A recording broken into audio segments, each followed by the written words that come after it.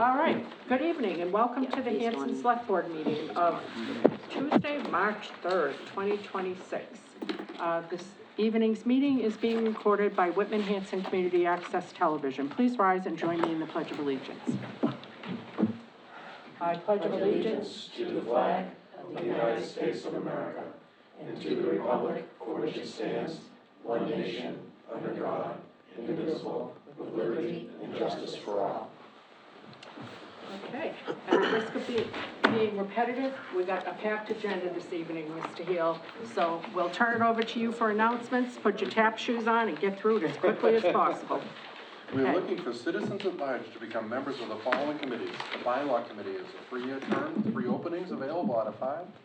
The Cable and Internet Committee is a 3-year term, also 3 openings available out of 5. The Capital Improvement Committee is a 3-year term, 1 opening available out of 5. The Energy Committee is an annual term with 2 openings available out of 5. The Historical Commission is a 3-year term with 2 openings available out of 5. The Memorial Day and Patriotic Observance Committee is an annual term with 3 openings available out of 5. And the Economic Development Committee is annual with 1 development available out of 5. Volunteer applications may be found on the town website, www.hanson-mass.gov, or by calling the Select Board's office at 781-293-2131. And I'd like to quickly read a letter from Fire Chief Robert O'Brien. Dear members of the Select Board, I would like to take a moment to formally recognize the outstanding work performed by the Hanson Highway Department throughout this winter season. Their commitment to keeping our roads safe, clear, and passable, often during challenging and fast-changing weather conditions, has been exceptional. The Highway Department's timely response and tireless efforts have played a crucial role in ensuring that emergency vehicles can reach residents without delay. Their attention to detail, long hours, and dedication to public safety directly supported the mission of the Hanson Fire Department. Because of their work, we were able to operate efficiently and effectively during storms, maintaining the level of service our community depends on. I want to express my sincere appreciation to the entire Highway Department team for their professionalism and strong work ethic. Their continued collaboration and reliability are invaluable assets to the town of Hanson, and their performance this winter deserves recognition. Thank you for your time and consideration and your continued support to all of the town departments working together to serve our community. I think we all echo those sentiments, and that was an incredibly dramatic reading, and I appreciate it. Next week, we are going to do some commendations for the highway guys. Just so we'll build on what the chief has said. Very good. I have one more. The Hanson Public Library is once again proud to partner with the Boston Bruins, Cradles to Crayons, and Wonder Fund for the 19th annual Boston Bruins PJ Drive to benefit children in need in our community. New pajamas for children of all ages will be accepted at the library between February 1st and March 15th. The library is also participating again in the Neighborhood Forest Free Tree Program. All members of the community are invited to sign up to receive a free tree to plant at home. Visit hansonlibrary.org/trees by March 15th to register. And the upcoming Select Board meetings, there's one on March 10th, March 17th, and April 7th. Thank you. Okay, lovely, thank you so much. First up, we've got discuss shared mental health clinician, Police Chief Casey. And if you wanted to introduce who you have with you and kick it off. I have Lieutenant Alicia Durgan with me, who is going to be the liaison for the police department in the reference to the clinician that I'm going to discuss with you today. I would like to echo first Chief O'Brien's sentiments. He chose to write it. I chose to come here in person and say it. I know he's watching. I've been plowing and maintaining commercial properties for 36 years. This storm was like no other. And, we heard all of the, where are they, what's going on. There was nothing that they couldn't have done that they didn't do. And it took man hours, it took extended hours, wear and tear on everybody, and we all were able to accomplish and provide safety for everybody. And again, I commend them and I applaud them and everybody, including the fire department and Hanson Police Department. But most importantly, the highway department. They Yeah, really you stepped guys up. worked so well together, you know, like, from the plows getting stuck, you know, and the first day, and then the day that it iced up, when there were, what, 8 or 9 calls within a half an hour of vehicle accidents? We responded to 8 motor vehicle accidents in a 31-minute I mean, it was just like, honestly, it was like whack-a-mole, like the whole week was like, you know, like just, stuff just kept coming up, and everybody just kept being professional, and the hours that everybody worked were unbelievable, unprecedented. I couldn't have been prouder, and yes, we always have, you know, people that, you know, might have had some concerns or whatever. I think for the most part, everybody was very proud of the job that everybody did. They could see everybody was just putting their heart and soul into it, and, you know, and the board is very appreciative, of everything. We know you guys were doing double, triple, quadruple shifts. I know people were showing up and saying, send me home when you have to. I'm here for the duration. And that kind of dedication you really can't pay for. You know, So- Hanson's renowned for having great roads, and, you know, this storm just caught up with everybody, and they did the best they can, and for them to be caught up in it like that, it goes to say what kind of storm it was, so. Yep. But I want to thank you for your time. We're going to go quick with this. I know you have a lot on your agenda, and I appreciate you squeezing the lieutenant and I in on this. This is very important. So what you have in front of you is an intermunicipal agreement. I know I just presented it to you, and obviously I'm looking to have you go through that and take a vote as a board to accept the contract in which the town of Kingston is the spearhead of this.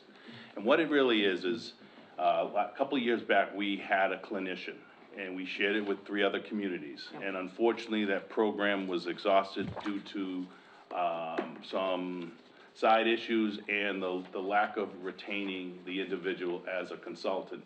They would since go on to other departments and be hired as full-time. Kingston PD took that position. They hired not 1, but 2 clinicians, and they're sharing that with 4 other communities. These 2 clinicians are gonna be on impact hours, 7 days a week. And they're gonna be on a rotating basis, a 4 and 2. Lieutenant Durgan, who will be able to answer some questions as acting as a liaison for our department, she'll be working hand in hand with officers from Kingston these clinicians will be centered there in the hub of response. And for people who might not know, what would a clinician do? That's a great question, and getting to that, we have a mental health crisis. Quite certain, and we have statistics, but probably 40% of our calls deal at some level of mental health. And these clinicians are just that extra tool, that professional that gives us the opportunity to take the help that they need to an extended level. We only can do what we can do. We're police officers, we're first responders, but that professional level, understanding what's going on in the mental health space is needed, and this is what this program and this grant, and it is a grant, no cost to the town. This agreement with these 5 departments are funded by the Department of Mental Health. So I want you to just look at the agreement that was drafted by the Kingston, their attorneys, and we are starting the program on the 16th of March. So the clinicians are coming in March 1st, but will begin being able to be on the road by the 16th. Are they gonna go to calls with you when you need them? Yes. Okay. Obviously, our calls, and we have some calls that we provide, you know, the mental health crises, the suicidal statements and ideations, substance-related, all of these are just, these plethora of calls we respond to. So I wanted to just emphasize to you that this is a grant, and I'm looking for the board's approval. It's a 1-year funded grant. Obviously, we are going to work diligently in documenting, working towards this to articulate the need when this grant is up for renewal. We have full anticipation through the Department of Mental Health that this would be a reoccurring grant. And if it isn't, at that point in time, I would obviously ask to come back in front of you here, and we'll go from there, maybe possibly sharing the cost with the other 4 communities, and depending on what we need to do, depending on if the grant is continuous. How would So, we monitor, the success of this? So- And who would we give the feedback to, and what would that process look like? well, Lieutenant Durgan can fill you in on that. I know that we are going to be having oversight. We're gonna be having monthly meetings and everything, but Lieutenant, asked her to come here today because she's done a great job. She's working hand in hand with, Kingston PD, who are going to be the facilitator in essence on this, so she could most And likely first of elaborate. all, this is the first time we've seen you since Yes. your promotion, so congratulations. You'll be seeing a lot more of the We're thrilled to have you. lieutenants. We'll be Yep. bringing them in more and Yep. more. So this program, it's kind of the brainchild of Kingston. They decided they wanted to start what's called a family services unit. And that unit is gonna consist of, Sergeant Calder and the 2 clinicians. And he's gonna work hand in hand with the clinicians in dealing with what would be considered family service needs. That could be anything from domestic, sections, 35, substance use, mental health. When they came up with that concept, they recognized they needed clinicians. So they brought in one, and then they interviewed a second and thought they were both so great, how can we bring on both? And that's when they already were entered into an agreement with Halifax and Plimpton. And that's when they said, well, to bring 2, we'd need to satisfy the grant needs, Yeah. which is the documentation and the statistics to maintain 2, but also, have them busy enough. So that's when they brought Carver and Hanson in. They will be keeping all of the records of the clinicians, and the clinicians will have their own system to keep their records. So it's gonna be outside of any police records. These are maintained in a Department of Mental Health database, not in a police database. But they are gonna be maintaining statistics that they need to satisfy the grant with. In addition, we're gonna be talking with The Rock, who currently classifies our calls, to do some more diverse classifications, so we can get some exact numbers. When I ran the numbers for last year, it said we had responded to 146 psychiatric incidents. Wow. Which is a lot, but I can assure you, we responded to a lot Yep. more. In 1 week, in January, we responded to the same patient in town 11 times. So if we're classifying them differently, we're going to see a different amount of statistics. That's how we're gonna maintain the records and the statistics. And then the utilization of them will be it's basically what jails would call a diversion program. So the use of the clinician is hopefully to divert and utilize a different resource than our hospitals, our ambulances, and our jails to treat what's happening to them. So they're gonna come on scene, they're gonna be brought by Sergeant Calder from Kingston to the scene, and then the department that they're at is gonna be responsible for bringing them home to the home base. Once on scene, they're gonna be able to assess, is this an urgent need? Are we gonna need to bring them right to the hospital? Do they need to be sectioned and brought to the hospital? Or can they get other services? Can we provide other services, counseling, referrals, et cetera?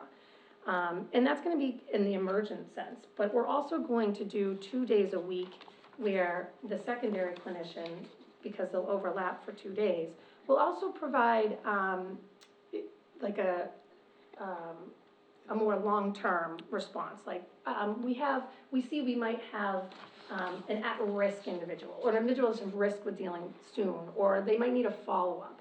They're gonna come on those days and do that type of response, a less emergent, but more of a follow-up, and let's see where the services are needed.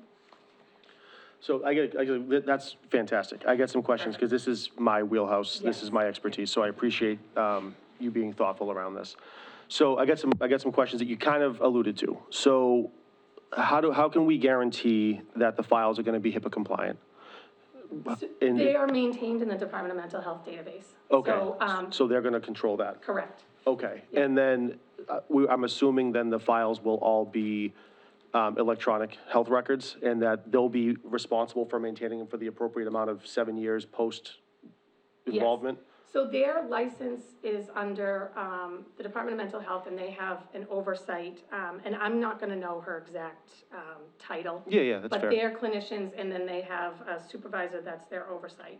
Everything's streamlined through her and maintained in the Department of Health through their standards of their maintenance needs. Okay, and we can assume that they have some type of internal protocol that makes it so that the person's information is protected, even if they're no longer there? Correct. Okay, because I'm just concerned that they're gonna kind of get lost in the ether, and somehow if someone does a records request or needs them for any reason, who would they contact for that? But it sounds like it's a DMH type of thing, and release of records would come from them? Correct. The department's gonna maintain our own, obviously, records, just like we do now every time we Which would have been respond. denied by HIPAA anyway. Right, so, yeah. I We think- would have our own incident report, if you will. Right. But that's not gonna involve the specific treatment plan. Well, that's the thing, Exactly. there's a difference between a police report and a Correct. HIPAA-compliant treatment Correct. plan, and I'm curious where the delineation gets made so that a person's private health information is protected versus what is publicly accessible through Freedom of Information Act. That's a good question. I've never looked into the legality of how, the departments separate it. Yeah. I can tell you that this is ongoing in several communities. As a matter of fact, one of the clinicians is coming from a department of Yeah. 3 departments that utilize her. Yep. So there must be Yeah. a delineation. I would be How it's- negligent if I didn't just ask it out loud anyways. I'm sure the Correct. problem's already solved. Yes. And the other thing that I was gonna ask is, and again, I don't expect you to know all the answers, I just wanna ask for the sake of asking.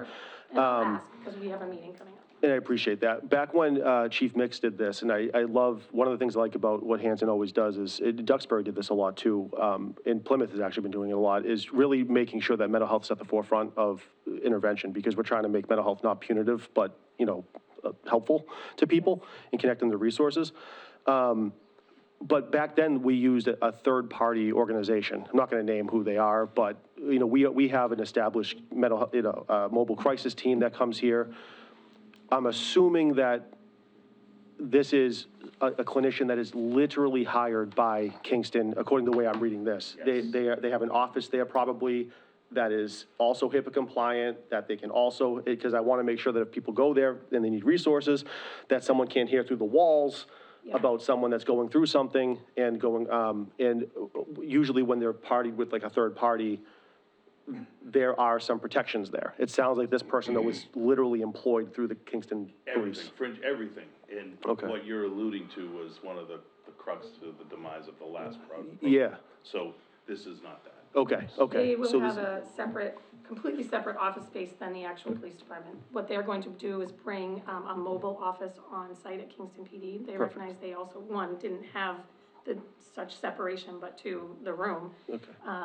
In that it will be housed outside of the police department, but on the property. Okay. So that it's in a separate whole unit. And Awesome. Conferences, offices of the clinicians and the sergeant in charge of this unit will be in that. It's great. It sounds like you guys have thought of everything. I just get nerdy for this stuff, so I Yeah. just want to ask one No, more this is question. your wheelhouse, Because so. this is also a passion of mine. Because I've been trying to get Section 12 rights for LMHCs and counselors for a very long time. And Chief Mix was, like, when he was the Police Chief Association's president, he signed on to this bill, so I owe him a lot of gratitude on that. And I'm hoping that we continue on with that partnership in the future. Section 12 is obviously a huge issue for me. I like to make sure that it's done right and appropriately, and 50% of the workforce can't even do it, which is one of the reasons why one of the largest sectioning professions in the field right now are police officers, which make it twofold difficult, because A, you're not trained in mental health services, and B, we want to avoid the flashing lights when someone's going through the most vulnerable time of their life. You want to make it that it's an actual, treatment process. So I guess the big question for me is who's going to be doing the sectioning? Because if you hire a clinician Yes. in Kingston, you might be hiring someone that can't section somebody, which is a huge issue for me. But again, I'm sure you solved it, because in-house you can probably write it and have the person do it.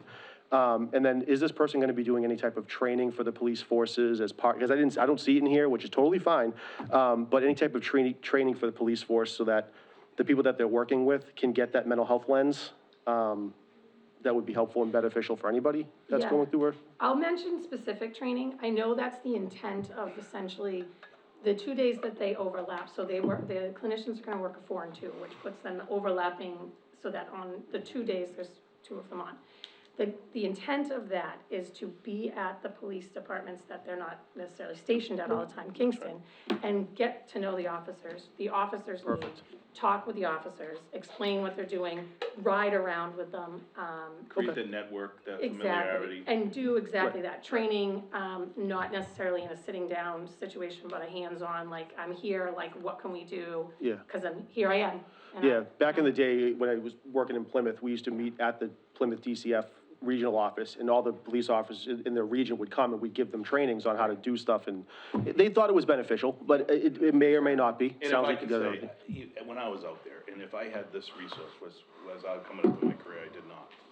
I would be absorbent to sitting back and saying, you're the true professional. You handle That's this. usually what the thing And is, then yeah. mirror, if not, then ask questions. So as it is a main up hustle to be designed, we will be mentioning how to have an intake on training internally, but I will be emphasizing that with my officers to absorb, learn, ask, while you are in that networking process, because when they do, as Lieutenant indicated, when there are 2 clinicians, they will be assigned to the different towns. Yeah. We'll have them primarily, so throughout the 8 hours or the 10-hour impact hours, so we'll work on that. Awesome. And I'll say, oh, sorry. Oh, yeah, would we have an opportunity for, Mr. Weeks or even the board to meet the We clinicians? can absolutely make that Okay. happen. Yeah, Oh, I mean, that's totally fine. I mean, Yeah. I appreciate truly, your preparedness, and just, I don't expect you to answer all these questions. You did a hell of a job of That's why I knowing all brought these it up. answers, so I really, yeah, I appreciate it, so. Yeah, no, it's okay. I can arrange that, and they're perfectly willing to come anytime to even the board itself or Yeah, speak no, with anyone. yeah. And explain exactly what their role's gonna be and how they've worked so far in other departments.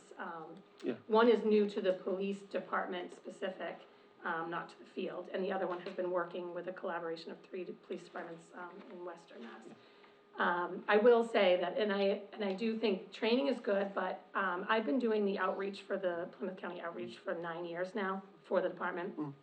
And I think the biggest way that I learned to speak to people about addiction and their options was by watching people do it. Yeah, And so absolutely. now I can go, and I'm no outreach person, I don't have the historical aspect of, being an addict and having that, connection, but I can still do a pretty darn good about talking and Oh, I totally agree with understanding. that. For me, it's in the yeah. context of section 12, Yes. just because that is a very particular prescribed Correct. thing that has a lot of consequence to it. It's Yes. really about the actions, but Yeah. you've done a fantastic job. I'm not looking to No worries. micromanage anything. This is just a rare opportunity where I actually know what I'm talking about for once in a while, so I like to just actually talk. And that's, talk. that'll be key. Thank you very much. And it was just important to take this opportunity, as I indicated before, there was only 2 other towns that were involved with Kingston, and when they had the interviews and they had just 2 outstanding candidates, who could they add? The chief of Kingston called me and we jumped right on this opportunity, and obviously I know Alicia is, familiar with this, and putting her in the right spot to oversee it is gonna only benefit us, so. I think it's great because, and I'm grateful that it's, that they thought of us. I love the collaboration with others. I like the fact that it's grant, funded. And like Joe said, I think we all appreciate that we're putting the mental health piece in the forefront, because we're in a mental health crisis. People you can't deny it, just look around. And I know the folks from the schools would echo that sentiment, and I know a VSO officer would echo that sentiment. We're all dealing with a kettle of fish on that. So, if you don't mind getting those answers back to us and seeing if we can either arrange for Mr. Weeks to meet, or even just for us to meet people and just like, No, casually Yeah. just get a sense of, of Yep. what we're dealing with. I think it would be helpful, and I hope the, department's kind of jazzercised about this possibility, and, And when we lost the last clinician, there was kind of, we were just getting yes. into our rhythm a little Yep. bit, and unfortunately that ended, so yes, they are. Okay, so, we can take a vote tonight, but it's gonna be contingent on legal counsel reviewing this and Ms. Green reviewing it. So I will entertain a motion to enter into this, intermunicipal agreement between the, towns of Kingston, Carver, Halifax, Hanson, and Plymouth for shared clinician services contingent upon legal counsel reviewing and agreeing with the terms in the agreement, and Ms. Green reviewing and agreeing with the terms in the agreement. So moved. Second. Okay, any further discussion? All right, all in favor? All right, thank you so much, good to see you, and thank you for bringing this to us, we appreciate it. All right. So, next up, we've got, discussion regarding, WHRSD budget, and then we've got an update and vote on Inspector General. Did you, gentlemen, want to we call this the Inquisition table, lovingly. And, did you guys want to come up here, and just so we can just have a conversation? So, I thought, the board has had a lot of questions about, how did we get here? What are we doing so that this doesn't happen again? And what does the future look like? So I know that's a lot to unpack, and I know there's some things that you may be a bit hamstrung on sharing, but if you could just be as transparent as you possibly can about, what happened with the prior year's, school budget, and what we're doing to make sure that that doesn't happen again. And if you could paint a picture, not tremendously bleak, of where we're going in the future, I think that would be great, and then we'll take questions and, and I just, I want to emphasize that we are trying to turn a page on establishing a mutually respectful relationship between the school committee and, the board. And that certainly doesn't mean people can't ask questions, but I just ask that we think about it in the terms of, some of these folks are new in this role, and although they are accountable, and going to share with us what's happened, they may not necessarily, to the person, be responsible for why we're where we are. So I just want to set that stage. Okay. I guess I'll start, so. Oh, introduce yourself Yep. too, yeah. So, I'm Ryan Tressel, and I'm the new chair of the Whitman Hanson Regional School District School Committee. With me here is TJ Rafi, who is the vice chair, and our acting superintendent, Dr. John Marcus. To point, when you said we're new, both TJ and I were elected for the first time in May, last year, so we are the, with the exception of Warren, who joined in December, we were the newest members. The board reorganized, in December, and we became chair and vice chair. Starting on January 1st, Dr. Marcus took over as the superintendent of the schools, and last month in February, we, appointed an interim new business manager as well. So there's a whole new, slate of folks kind of at the top here. For me, as a new chair, I really wanted to, and as a member when I started in May too, I really felt like transparency and communication was something that I felt was missing from the school committee, so I really worked on that part, and we've been working on that since I've been the chair as well. We reconstituted the budget subcommittee, which had kind of gone dormant. We've added a warrant subcommittee, and we're adding an audit subcommittee as well to look into these issues that came up last year and this year with the budgets. And I appreciate, we held, in February, we held some community forums for, we're doing an interim superintendent kind of search, and Ms. Kemet and Mr. Heel came. And when, they spoke about their thoughts on it, but also their experiences with Whitman Hanson Regional School District, as far as the relationship between the school committee and the Hanson Select Board being perhaps not the friendliest, or sometimes maybe frosty a relationship. So I wanted to make an effort to come here and try and reestablish maybe a better relationship between this, because we are all, working together, both the Whitman Select Board and the Hanson Select Board and the Whitman Hanson School Committee. So I wanted to come and just kind of introduce myself and kind of talk about the new mission, I think, of what the school committee is doing going forward, and obviously answer any of your questions as best that we can about what happened and what's happening now. So I don't know if. So in summary, if you could tell us what jumped the track, what are you able to tell us? So I think when we formed the budget subcommittee, and myself and TJ are on it, as well as Rosemary Hill, and then Warren McCullum joined us as well when he was appointed to the board in December. We looked through the 26 budget that was voted on in March of last year, and then in May, both towns had an override vote, and that override vote did not pass. And so one of the first things that TJ had to do as committee members was vote for cuts to the school budget because the override had failed. We were given a list of those cuts and what were gonna be made, and then we made those cuts. It was not a pleasant thing to have to vote on, but it was necessary. And then we, went off for the summer, came back in the fall, and what it seems to have happened was not all of the cuts that were announced were actually ended up being made. So when this deficit in '26, the FY '26 deficit was announced, people were like, where did that money go?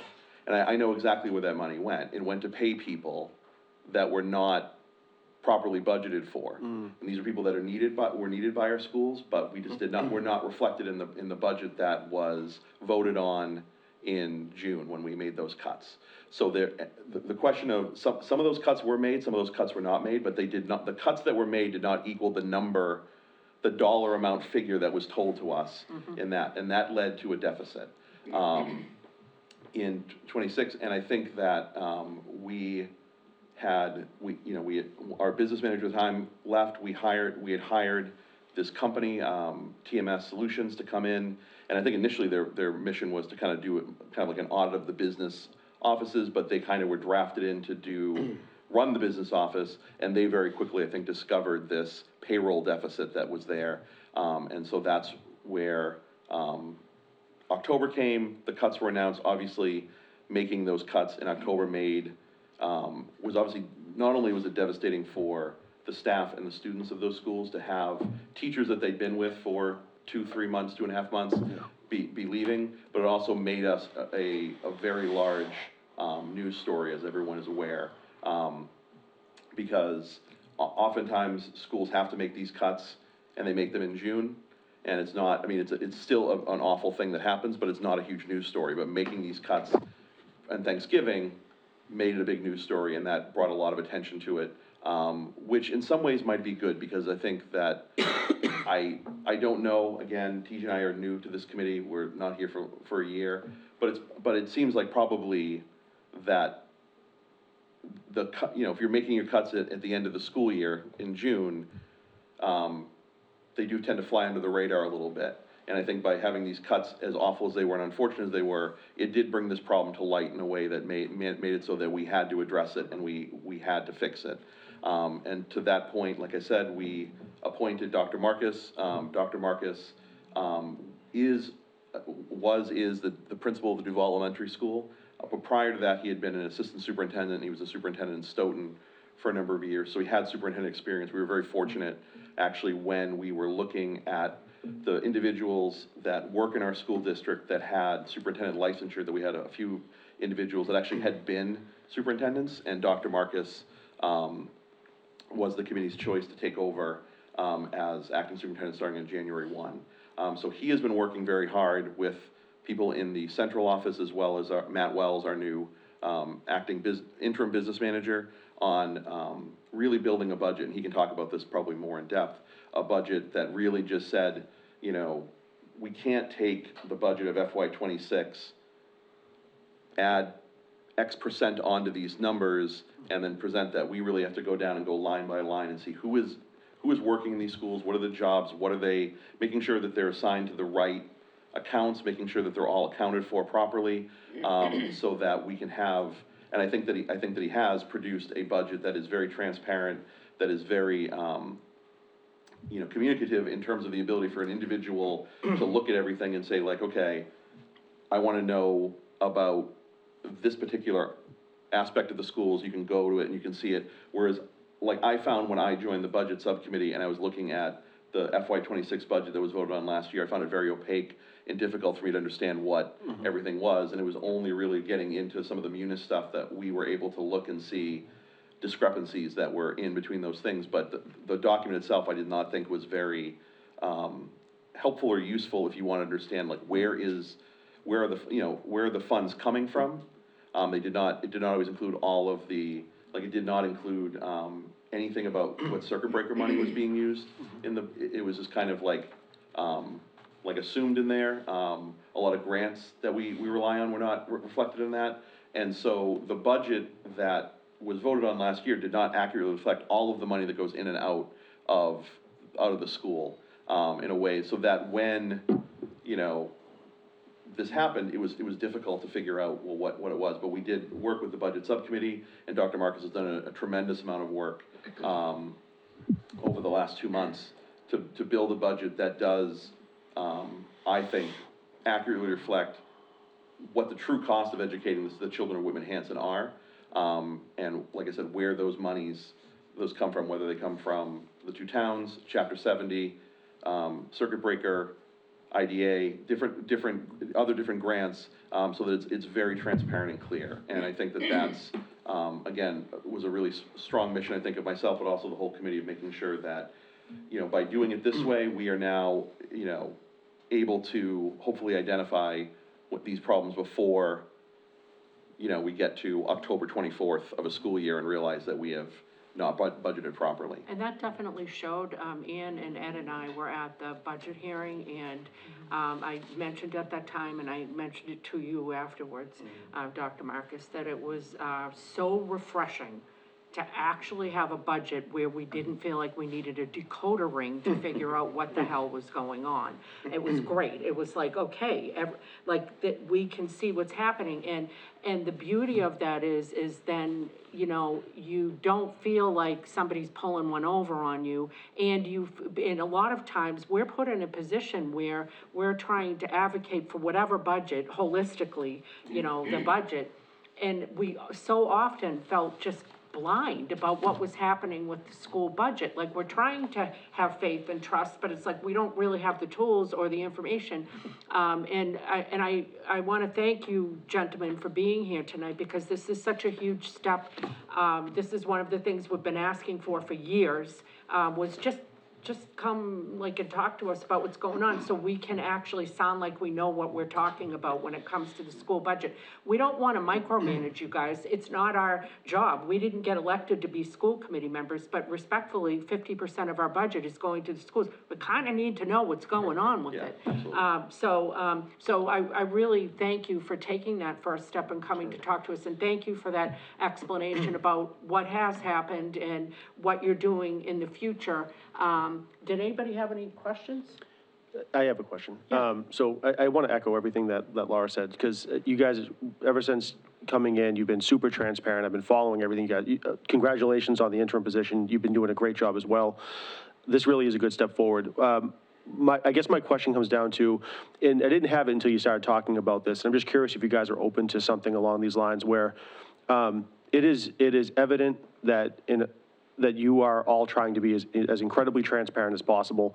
And we want to be able to advocate, especially, you know, for me, I've always said, I used to run special ed schools, so I'm very passionate about the special ed costs that go into educating students and all of that, and I'm very sensitive to it.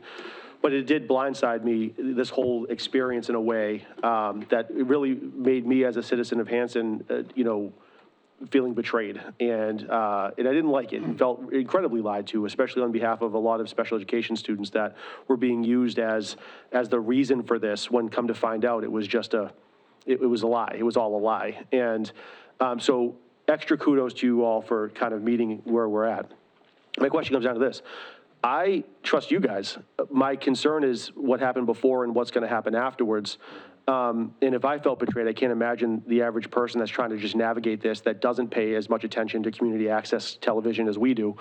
Are you guys open to the idea of creating a budget and taking a vote on it, so that whatever you feel is the most transparent way of providing transparency to the residents, that becomes a bylaw or a law or a regulation? So that way, if you guys decide to hit the lottery or move or go somewhere else, that someone in your place can't shut it down like it happened last time, and then never come to us, and then never tell us really truthfully what's actually happening. How do we protect, you know, students and the average citizen from a misguided budget again? And I'm just curious, are you open to, I don't have an answer for this, I'm just curious. Yeah, I mean, I think, like I said, I always kind of couch my comments in the fact that, like, I was appointed or elected chair, starting in December. I'm only the chair until May. Yeah. Right? Right. I mean, presumably I could be elected again, but I'm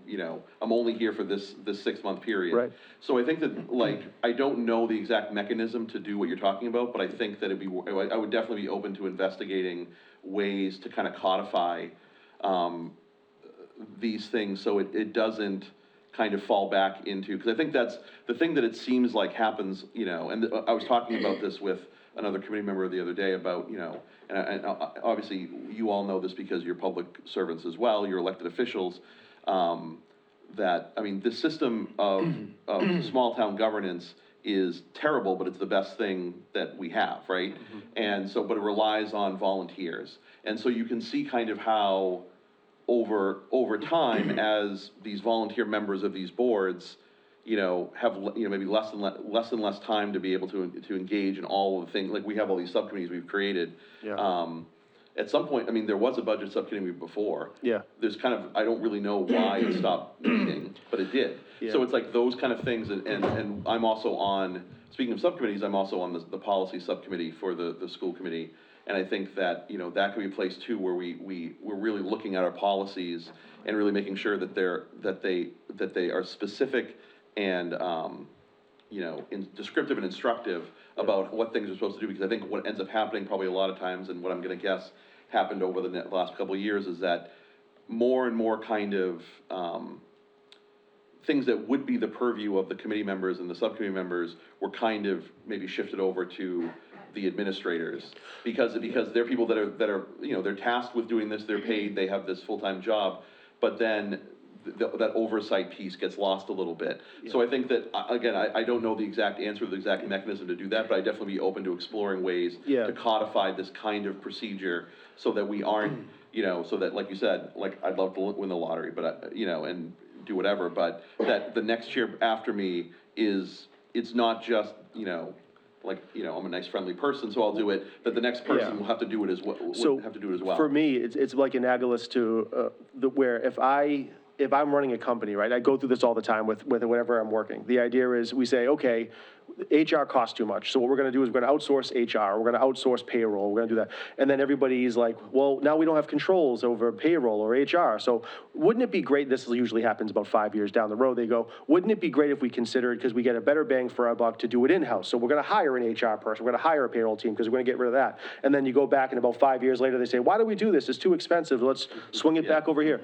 What I wanna try and do is, if you, again, I appreciate you guys being open to it, is that 5-year swing where people, because they don't have the history and they haven't felt what got us to a place where we need these protections of this safety net, then all of a sudden they're just gonna be like, okay, well, we don't need that anymore, let's consolidate the budget, because this takes too much time or whatever, and then 5 years down the road, it happens again, and then we're like, well, we need to codify this thing. So I'm wondering if we can do it in a way, again, per your leadership, if you guys are open to doing this, codify it in a way that makes it really, really hard 5 years down the road when everything's done and you guys have done all this incredible work and you've straightened, you got the ship going the way it needs to be, that we can't easily swing back into perpetual compliance and we become negligent again. And I'm just curious if we kind of make the threshold high enough that it's hard to shift it back. Well, we had talked about in the regional agreement committee, we had talked about timing, roles and responsibilities, what the product should look like. We weren't sure if that was where it belonged, but we had talked about, like, look, every year, we all say, we should be talking about the budget earlier. Deja vu. Every single damn year in March, we're saying, gee, we should have started having this conversation back in January. Okay, great. You know, so it's like Groundhog Day. And then to Joe's point, like articulating exactly what the product should look like agreeing. I don't know if it's a policy, I don't know if it's part of the regional agreement, like an addendum to it. I don't know if it's a budget subcommittee product, I don't know where it properly belongs, but I do think that we all need to get together and agree, this is how we're going to communicate going forward, this is what we're going to communicate about, and here's the roles and responsibilities. And have everybody agree, like, okay, you know. We had a conversation similar with the Whitman Select Board, and we talked about a tri-board sort of approach to exactly what you're talking about, which is rather than waiting until January, February, whatever, is that we actually get together September, October, as we start to really plan for the next year and bring everybody together to say, all right, so what are we looking at? What is the outlook here? And how can the three different groups get together and really have that kind of conversation? It's something that I had done in a prior community and was a really good way for us to be able to kind of be on the same page and not have sort of a town versus school mentality, but that we're all working together to figure out how we're gonna do it. I think that really sounds great. Do you guys agree, or? Is that a once a Yeah. year where you did it before, or was it a few times a year? We started in September. I think we probably only ended up meeting a couple of times, but it was really a way to kick off, okay, here we go, getting into the next budget season. How can we do that collectively instead of sort of in silos, especially where we're regional and we really have three, kind of silos. If we come together initially, it could work. And I did share, with, Mr. Trestle, that, there's a history with Hanson where, we had the statutory method, where a lot of times we feel like we're not being fully considered as a full partner, that because Whitman is a larger portion of the budget, that we're sort of considered like a, sort of second-class citizen, if you will, and that, that really makes people feel, a certain kind of way. And if you take that foundationally and then layer on this most recent thing, it just is, it becomes a little bit steeper hill to climb to get to a level where we can reestablish that there's a trust. And I feel and see that you guys are committed to that. And, did anybody have any questions about this before I move into the, Inspector General, thing, which kind of is in keeping? I just okay. have probably two that, Yeah. one of them is what you just mentioned, about Hanson feeling like the stepchild. Well, I didn't say Everything stepchild, about, but, yeah. everything about the agreement puts Hanson last. Yep. Everything. The school committee members at 6 to 4, the per student, who pays? Hanson pays more, because somehow We're the richer town, and we're that's the what I richer was gonna town, say, that is the because you one that don't got everybody count upset. businesses, when you That's not figure out right. the richness of the town, you're not. Which we counting- know isn't you guys, it's No, the it's state. not you guys, Yeah. but Yeah. that's that new method. But when they figure out the statute, how much we pay per student, it's because we're a richer town, we pay more. We But have- that's only the residents And we that have they're more counting. elderly in town whose children have already gone through the system and they've been paying those taxes for decades. Now, But the we're not older gonna answer people. this now. Yeah, you're not gonna be able to answer, no, but this is what We're just happened. explaining the psychology. This is what's been you know, going like, on. We know you can't solve this And problem. you may not know. have heard this, this is. Oh, this is- trust me, I've. These guys, but, Yeah. Dr. Marcus looks a little Oh. confused about what I'm saying. Yeah. And it's because that when they changed it, they said that because Hanson has fewer students, but more taxpayers, we are the richer town. Whitman has more students, but fewer personal taxpayers. So They're the poorer historically, town. the agreement was per not pupil, right. and both towns paid the same amount per pupil. And then, Whitman back in, I think it was 2019, was looking at an override, and they were really turning over every single stone. And somebody on their, override committee said, wait a minute, there's a statutory method, which is the default method under the state law. Why have we been doing the per pupil? Well, of course, the agreement said per pupil. And then, they said, well, yeah, but the way that the law is written, unless the town affirmatively elects a different method than the default method, the statutory method, then the statutory method is in effect. And so for years, both towns had not been following what was the law. You can imagine what a shock that came to all involved. And Whitman said, look, we don't wanna pay more than we have to, which I understand, if I put my, compassionate, empathetic hat on, I can understand if I were in the Whitman elected official's place, I would do the same thing. But for Hanson, we were like, give us a minute here to adjust, like, this is a huge shift of money that you're expecting us to pick up. They did give us a year, to kind of get our ducks in a row as much as we could, but it did shift, and so it left people in Hanson really feeling like, wait a minute, the rules of engagement changed, we didn't have any say about it, we entered into this regional agreement thinking that we were all gonna pay the same amount. And some people have never gotten over it and just, I'm one of don't- them. I'll yeah, never get over it. And just don't, feel a certain spicy kind of way about it. But we know we're moving forward. And then, like I said, if you layer that on with the lack of transparency, no engagement, nobody talking to us, nobody coming to the select board to tell us what had changed in budgets, like, it's years of a fractured, relationship. So, like, I know you guys aren't therapists and you don't play one in, on TV, but, I just say this because this is a psychology that's important to understand about the citizens of Hanson. It isn't that they don't support the schools. And I have to add, because I feel quite obliged to add it, we are also not hiding money, which we've seen on social media, and we've seen people mention, you've had a couple of your committee members mention at meetings. This is a very unhealthy dialogue to have, and it's untrue.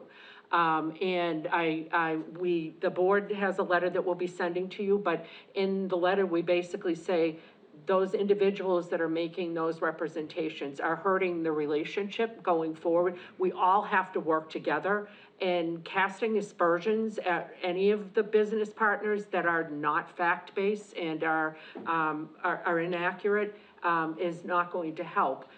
It makes it, honestly, we left your school committee meeting, and Ed and I, and we were like, why did we do that to ourselves? Because you're sitting there hearing people saying that we're not acting in good faith, when we know we're throwing our heart and soul into this, and so is the rest of the town.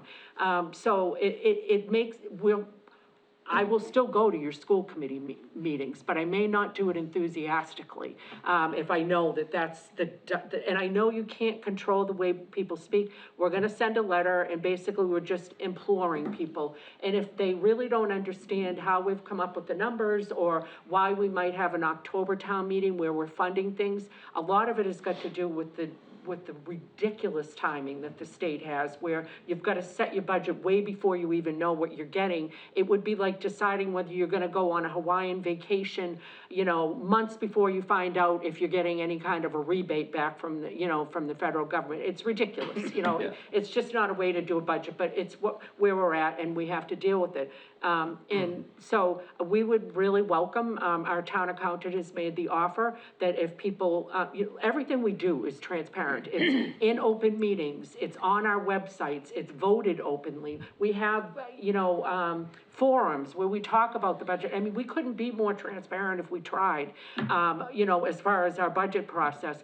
But if people still feel unsure, or those couple of individuals feel unsure, we would welcome them to sit down with our town accountant. He will sit down with them and explain where the numbers are, how we work the numbers, why we do what we do.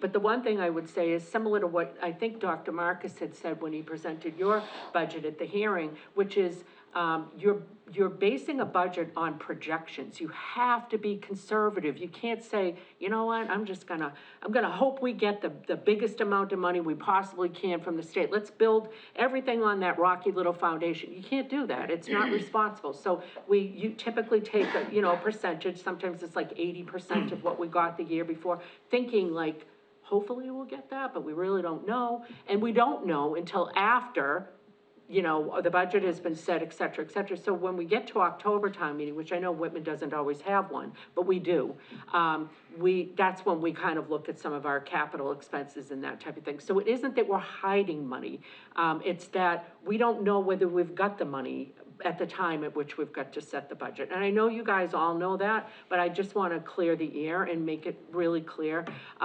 Again, if people have gut questions, we encourage them to work go to the source. Go to our town accountant, Eric Kinshirf. He's excellent. We've got nothing to hide. We welcome people coming to talk to him about it. Obviously, make an appointment. He can't just be like, taking anybody off the street willy-nilly, but, we would welcome that. Did you warn him about this? But, yes, I did.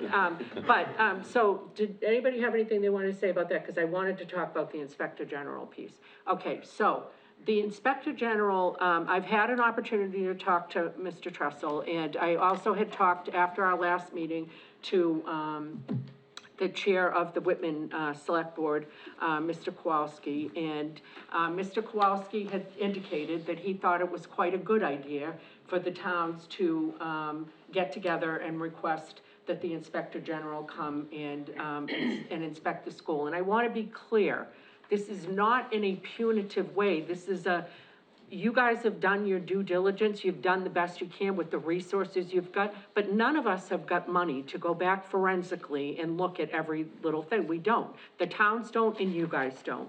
And, you know, maybe there's something that none of us know.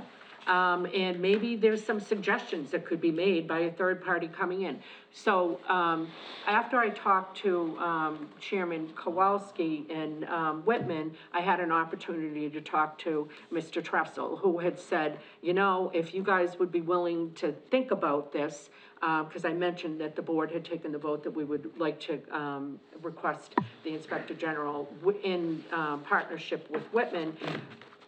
He said, I think, you know, I'd like to have the school committee be considered whether they would want to also join us in requesting that help. I don't know where you're at on that. I don't So know if that was on our agenda for, the 25th. Okay, And we had to cancel the meeting Yeah. for obvious reasons, so it's on our agenda for tomorrow all night. right, but, so you're gonna talk about it? Yeah, we have a And- vote scheduled to discuss it and vote on it as a committee, yeah. Now, does anybody have a concern with the three parties requesting the Inspector General? My thought, is, and I know some people, you know, like, people may feel a little bit differently.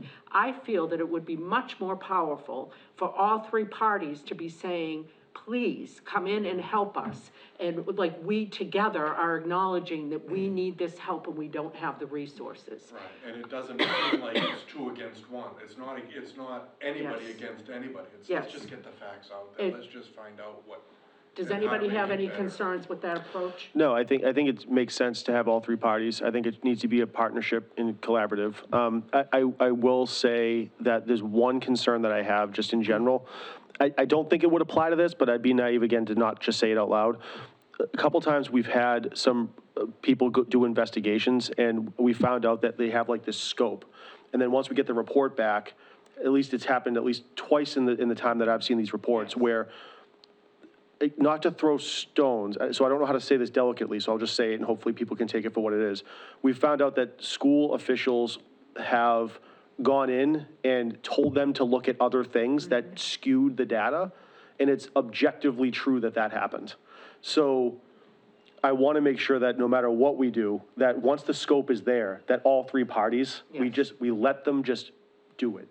And no one adds anything during the investigation, during the process. No one gives anybody any arrows to look at different things, because it happened during the IT investigation. It also happened with the fiscal, whatever the fiscal audit was. The audit that we Yeah, did, the scope audit. person came back, and it was very, very transparent that people went in there and told them to look at very specific things that were Oh, not part of the He scope. told us. He told us that. He said, oh, well, we Yeah, passed but you this guys by might the not be su- aware of it. I just No, wanted- this was before you guys, Yeah. but he came back and presented it, and we were like, why are you, and they were like, oh, well, we talked to the superintendent. We're like, excuse me, we hired you, not the school district. Why would you be letting them influence the audit that we paid you to do? Like, I had a lot of questions about the ethical, you know, somebody doing an audit, being told by the party they're auditing how to summarize the audit. I was like, because I'm in the financial services industry, we would never, ever, you know, you get your audit results,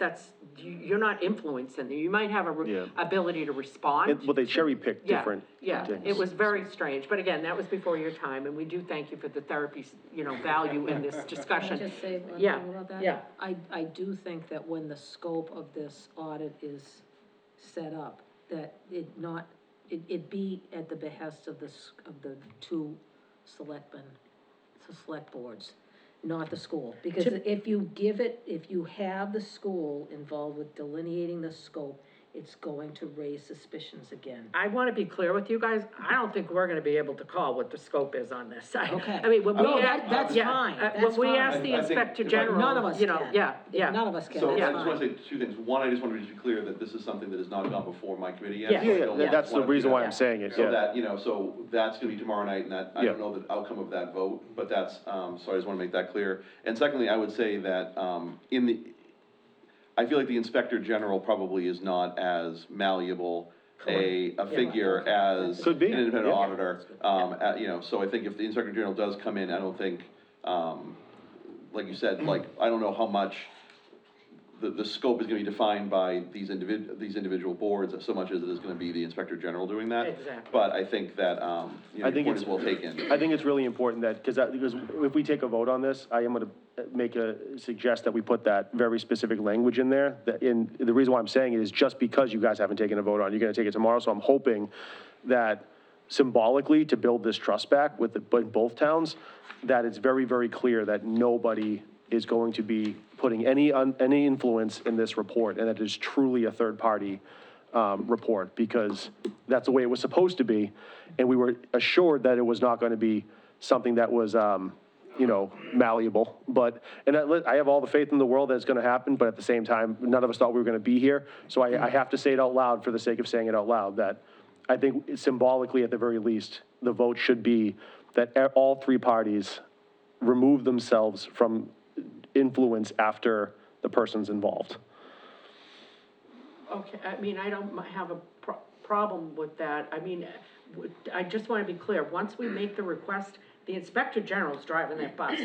They're not gonna be letting anybody decide what they're looking at, how they're looking at. Like, we're gonna put in that request to them saying, we need you to forensically look at, you know. No, we can whatever, set up rules you know. for engagement for ourselves, though.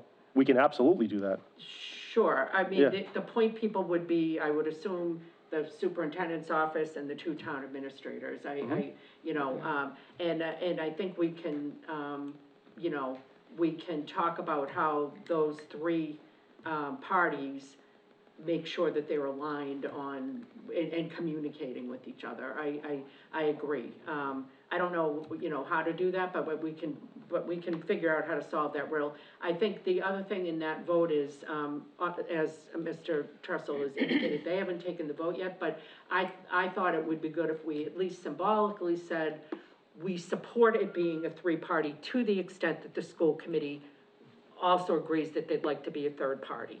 And then, yes, that each of the three parties, speak as one, to the, you know, to the extent possible, that we're coordinating and speaking as one.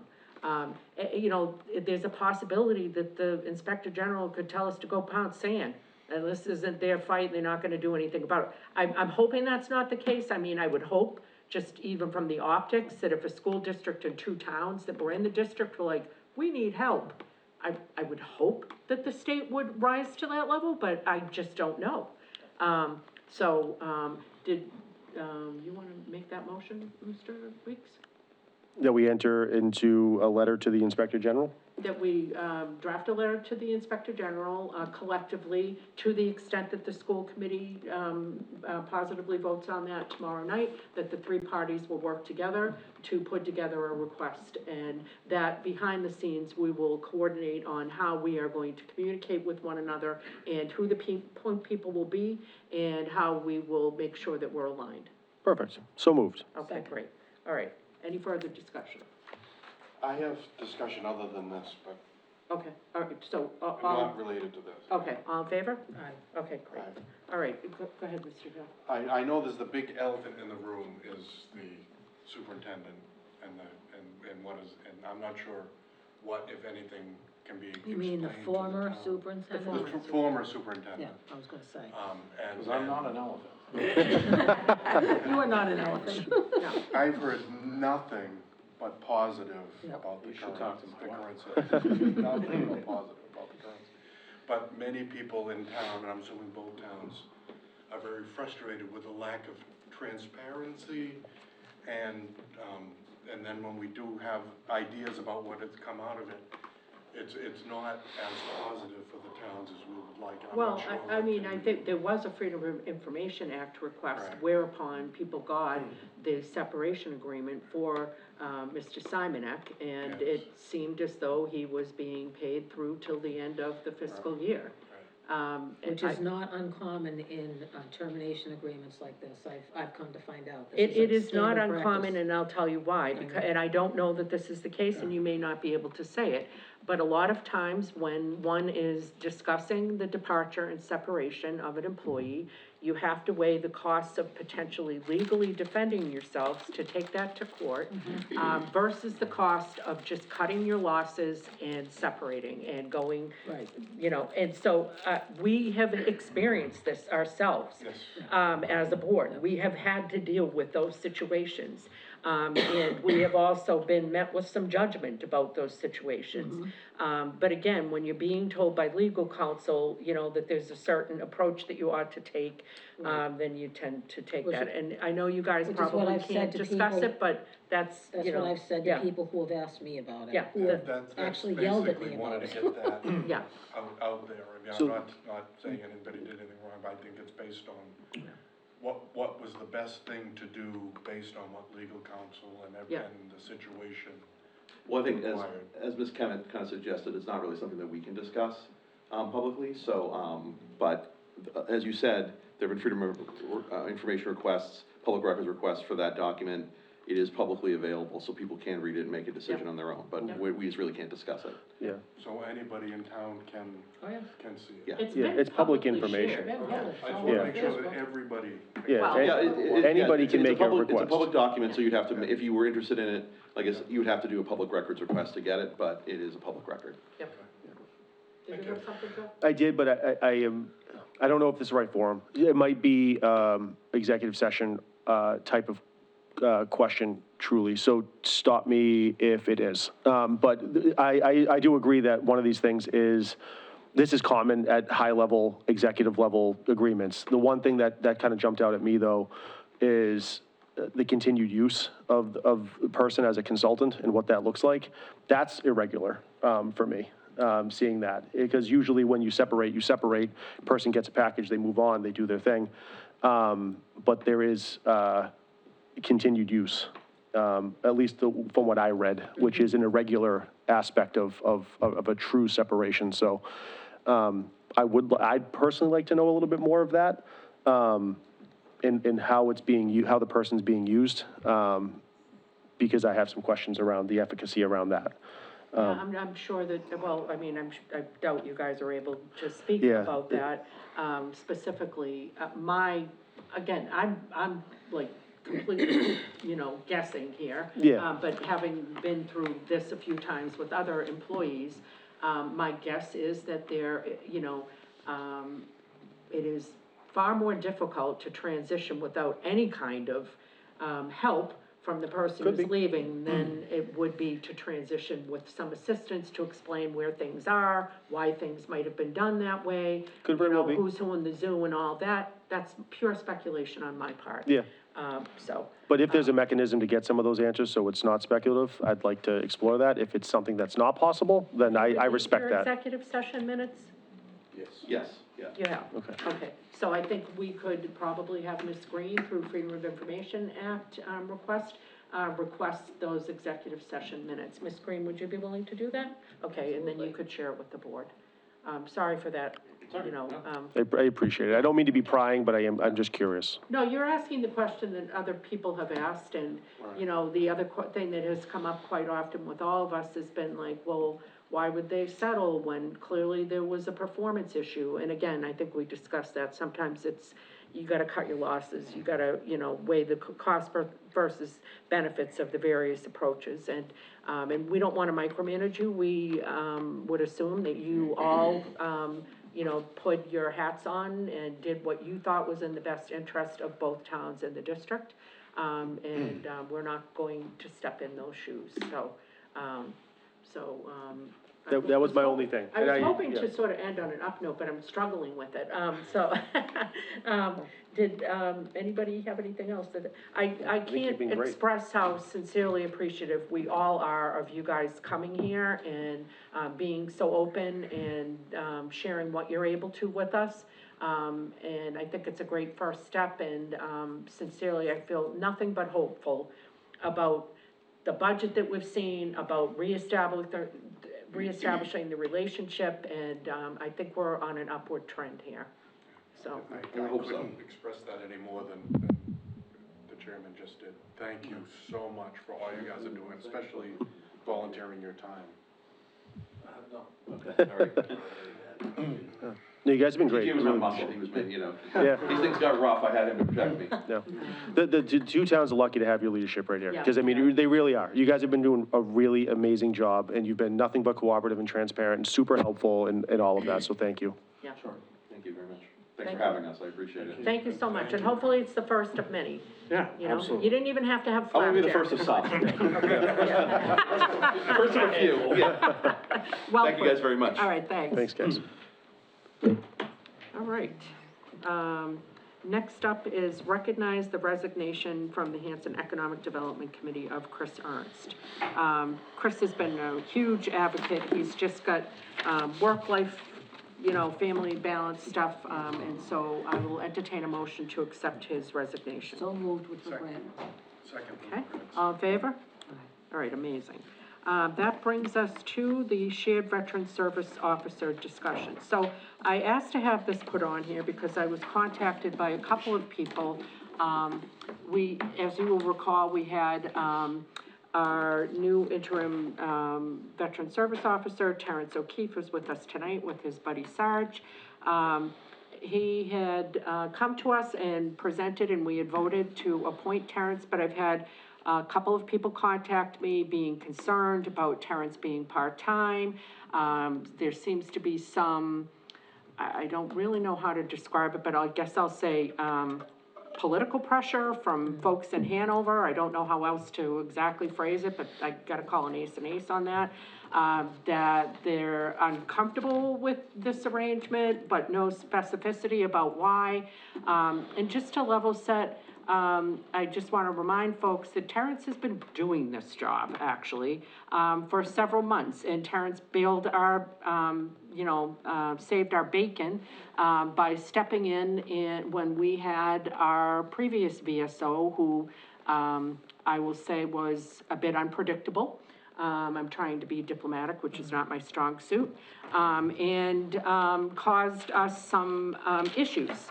And we all agreed as a board that servicing our veterans is one of our main priorities, and making sure that they are getting the services they need, and Terrence has been delivering those services. In fact, Terrence stepped in and addressed a backlog that we had because of a lack of continuous and consistent service in our VSO office. So I wanted to bring this back to the board. There were some questions also about the legality of sharing a VSO with Hanover. And in fact, we have talked to our legal counsel about this.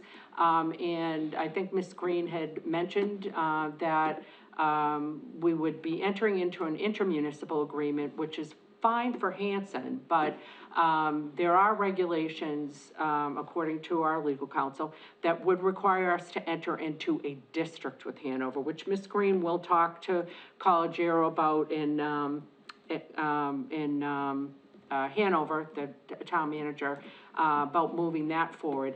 I actually like the idea of the district, although we would be doing it because it's legally required and not just because we like it. But if you move forward with the district, it's a very interesting arrangement, and one that I think will actually help address what some people have got for concerns, which is how do we know we're not gonna get short shrift in this relationship? Well, if you move into a district, you've got a member of the select board from each of the member towns is on the district board. There's a board that oversees the VSO. And then there's, I wanna say the town accountant or treasurer or something like that. I don't remember who the third person was. There's like a treasurer from one of the treasurer collector, or there's a third party, but anyway, on the board. It would be the town manager of Hanover and the town administrator. Okay, Those would be so, the two extra so individuals. I think if you think about that arrangement, any concerns that you would have about, and even if we hadn't moved to the district, that was sort of how it was gonna work. Ms. Green was gonna be working with the town manager over in Hanover and sort of just making sure that, you know, everybody was getting equal usage of Terrence, and that Terrence was okay with, you know, what he was being asked to do and where he was, you know, at. So in either event, there's checks and balances that are gonna make sure that that Hanson's getting what our veterans need, and Hanover's, you know, veterans are getting what they need, and that Terrence isn't being pulled in 50 million different directions. So, I just thought I'd give that update. I know we already voted on it, but I thought I would give an opportunity. Did people have anything that they wanted to say in light of what I've just said to you? Well, one of When the, you say district, you regionalize something. It's just the two towns. Right. Yeah. Just the two towns. Yeah. We have that with just the two towns, with Whitman and Hanson. That's It my works out problem. so well with the school department. Okay, I've well- gotten feedback from veterans that they don't want a shared veterans agent. They want one. Okay. I'm just telling you what I'm getting for I feedback. understand, we've had this on our agenda 2 meetings in a row before this one. Right. And nobody came, and it was posted Well, very clearly. unfortunately, I don't know about anybody coming out there, I'm just saying that I have been talked to about it, about a shared veterans agent, and we had it before. We had Tim White here as a shared veterans agent. And he hit it People on, didn't like it. we actually got very positive feedback about Tim I White never and his heard a word performance. wrong about Tim White. I Yeah. know, I'm not saying anything bad about Tim White, I'm just speaking for other people that you regionalize something. Why can't we just post a job and put somebody in there for 32 hours a week that they're supposed to be? Why do we, you're making it complicated. You guys do what you wanna do, but I'm gonna come back and say, I told you so. Mr., I would ask You do you what to, you wanna do. I understand that you're passionate and emotional about this, I'm and not that's why I emotional added about it it. onto the agenda, because you were concerned Okay, about it. well, We I've been did, trying- we you voted even got on. a letter from what's her name Listen, today we about it. voted on it at 2 meetings at which you were not present. Well, unfortunately, I don't get paid to be here, and I was plowing snow, and I had to work. I have to go to the job that pays me, not the job I that costs me. understand, but Mr. George, we can't wait to make decisions. So okay. we had that decision before us, and we made the decision as a Okay, well, board. go for it. I'm not reading a letter into the record, but we got a letter from, Mrs. Vest, which you have all been, I have had all shared with you, Amy forwarded it to you, which she, expressed a concern about us having a part-time veterans, officer. Do any of, Mr. George's, anything else you wanted? I know you hate when I call you Mr. George, but I struggle because I'm trying to be I just- professional. I'm just giving you the feedback that I'm getting. I don't know why we can't just post a job and have a full-time guy. And it's nothing personal against Terrence or anybody else. Believe me, if Terrence wanted to leave Hanover and come to Hanson, love to have him. Love to have him. 'Cause I know he's good. Okay. You know, but the shared thing, I'm not for it, and I know a lot of other people aren't for it, but if you guys are gonna do it, What are your Do thoughts, it. Mrs. Rain? I mean, it's still gotta go to town meeting, now you're gonna have to hire another guy, an assistant, so you're gonna have somebody in the office that's gonna answer the phone and say, I gotta take a message, 'cause I'm gonna have to get back to you. Terrence, can I just, speak to that? yes, I think you and I are gonna say the same You're thing. just making things, you're just making something complicated, you're fixing something that's not broken. Okay, all right. I can entertain No, any oh, questions. no, okay, but I am gonna try to maintain, I'm gonna do my damnedest to maintain control here. I can see that I should've had my Wheaties tonight. Here's your Okay, gavel. so, yeah, I know, where is that gavel when you need And it? I don't know who in Hanover that's over there that's like against this, I haven't heard anything from, Oh, we've gotten calls. oh, yeah. really? Yes, Oh, we yeah. have. Oh, Yep. yeah. We've Yep, gotten calls. we've gotten calls, so there is a game afoot. Yes, there is. So, Well, then that's and I'm something just that- gonna call an ace here, okay? I don't usually talk out of school about stuff, but there's some kind of political maneuvering going on. I don't know who See, I is, didn't I don't know anything. who's masterminding about it, but it's clear that there's some manipulation going on of Okay. people. And I'm not gonna be a party to it, so I'm just gonna call it out. I didn't know anything about that. So, Mr. O'Keefe, we will get to you, but I just wanna hear, Mrs. Rain. I received a phone call from our representative, Dave DeCoste, who expressed his concerns about it when I told him that one of our plans was to bring in an assistant that was a veteran that could go through the program to learn how to do and be the assistant and do all the administrative stuff, that brings that person up into a VSO position eventually. right. And that was the path that we were thinking Yeah. of going on, was it wasn't just to hire Terrence, it was to also help the veteran services organizations get new people into the position. Okay. Is that what you were gonna say? It was more speaking to just the fact that he was answering the phones, just answering the phones and taking messages. All right, Right, just no. hold that thought, okay? Yeah. Mr. My, Hill. my only thing is the veterans of the town. And I don't know how busy a veteran service agent or a veteran service agent plus, or half a veteran service agent plus an administrator.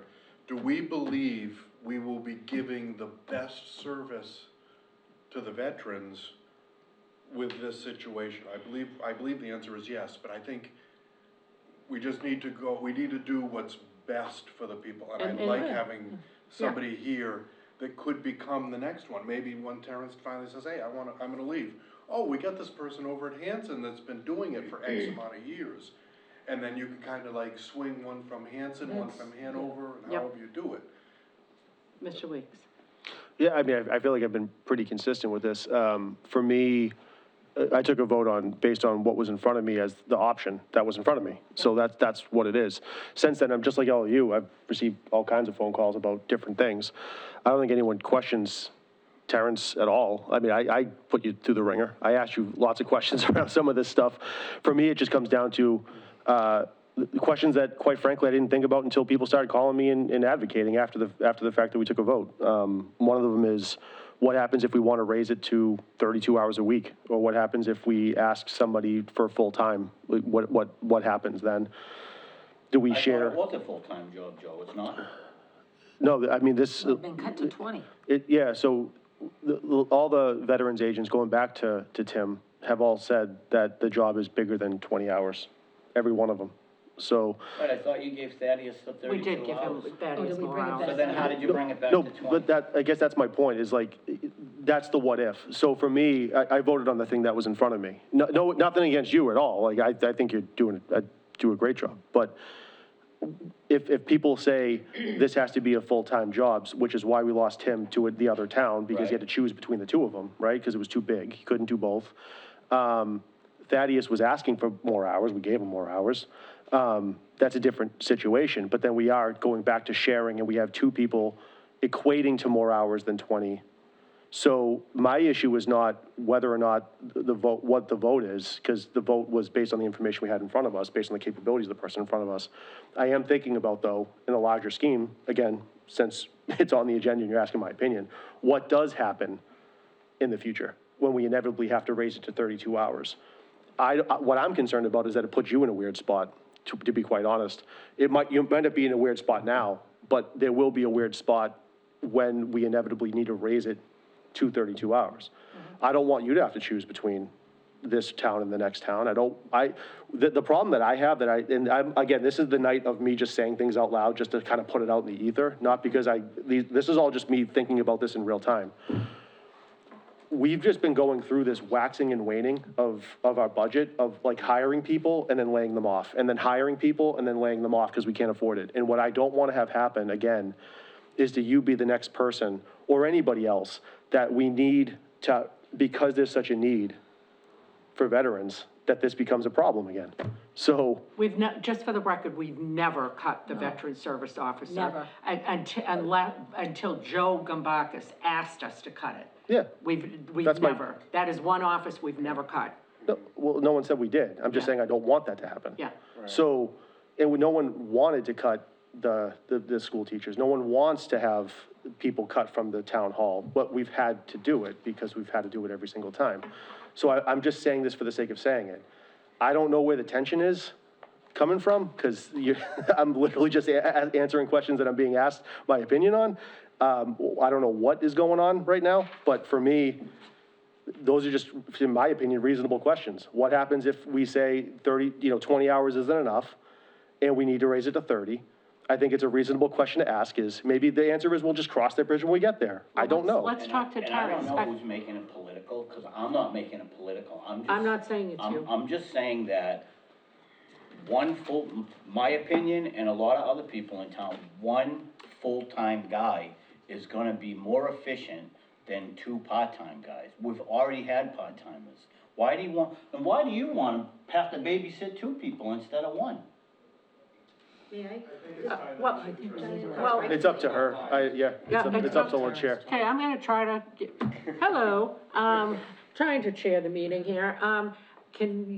Yes, you can respond, and then Terrence, I would very much like to hear from you in response to Joe's concerns about what happens if this suddenly expands and becomes more than what you think you're able to handle with the Hanover job. I just feel as though it's so much ado about nothing, if I could address some of the things. Well, That way you can quell. Before we get into that, my question was not a question to Terrence, that's a question for us. Yeah, Like, yeah. So he doesn't have to answer anything, I'm just putting stuff out there to say for the sake of saying In my mind, Joe, it. I think that that's where that second person comes in, because if Terrence doesn't have the ability to increase his hours, hopefully at that point, we will have a very competent second person that could increase hours to supplement into that position. Terrence. But Ms. Green, please. Yes. Well, only because I deal with them on a daily basis. And what I've seen is, when we speak of Tim, he was with the town, he was with us 16 hours a week. It's a one-person show. There's not an assistant, there's not any backup, there's no support. So a one-office VSO is in charge of answering the phone, setting appointments, doing all the paperwork, submitting all the paperwork to the different agencies, working on the events, which is the Memorial Day Parade, which is the Veterans Breakfast, and many other events that they take on. It's a very heavy-hitting position for one person to handle. And I think that's where the former VSOs found that the position was much more than they originally thought. It's not somebody who sits there and simply talks to somebody. There's a lot of work that goes into that. And that's, I think, where people are not thinking, yeah, we need our own veteran service officer full-time.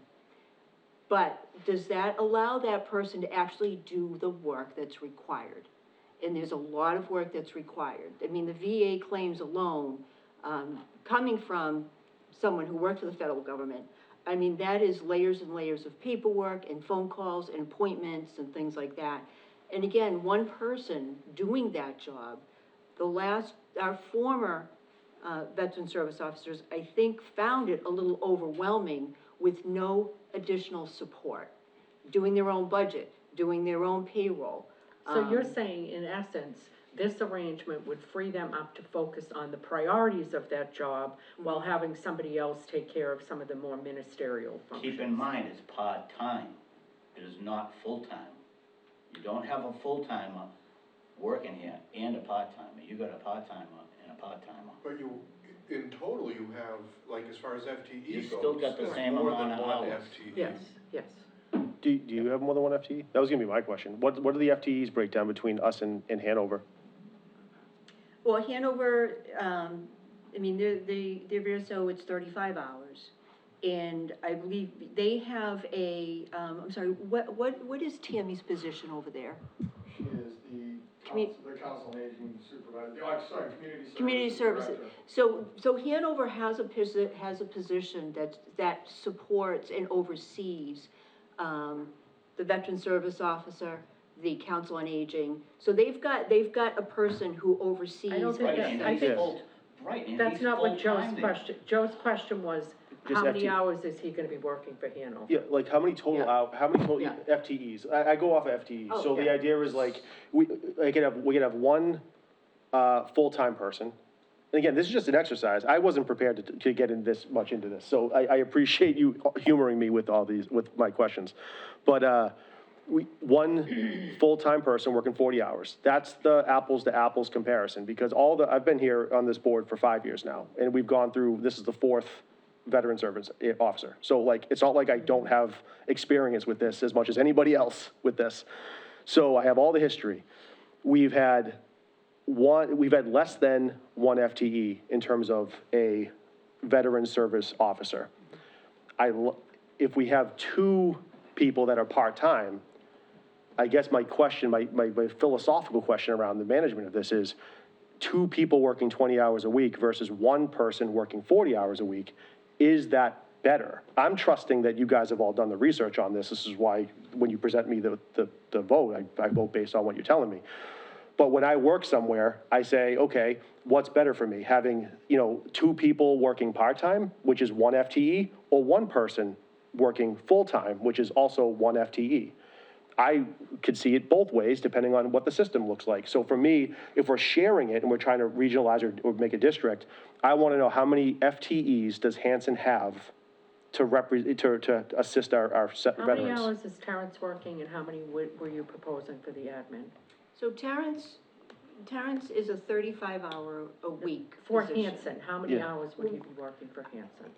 I don't think we have a set amount, because it's gonna depend. Some weeks, he will be needed in Hanson more. Some weeks, sometimes he might be needed in Hanover more.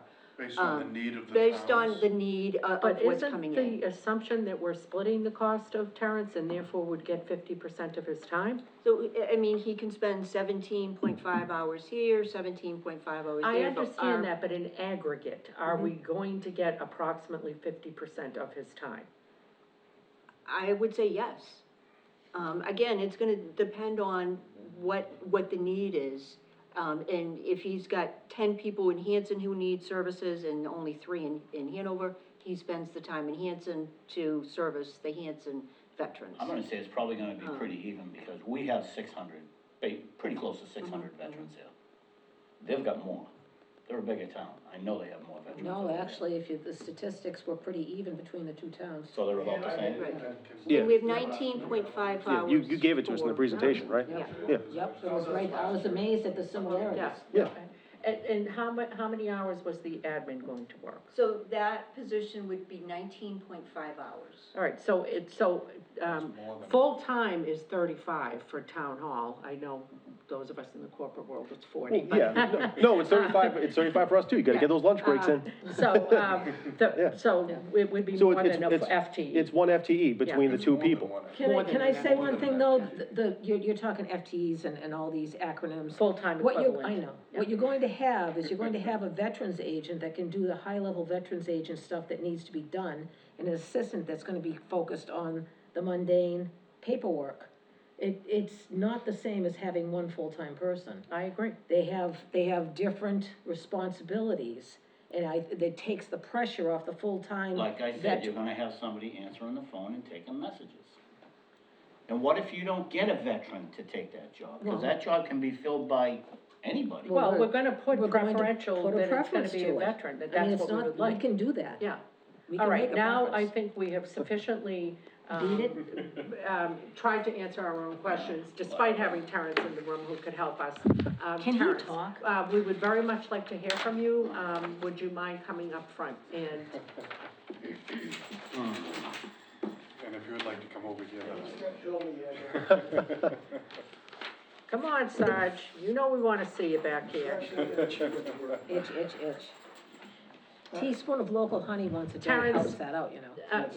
Terrence, saying. I thank you for coming. I know this is an uncomfortable conversation, but it's one that I'm glad that you're here to have with us.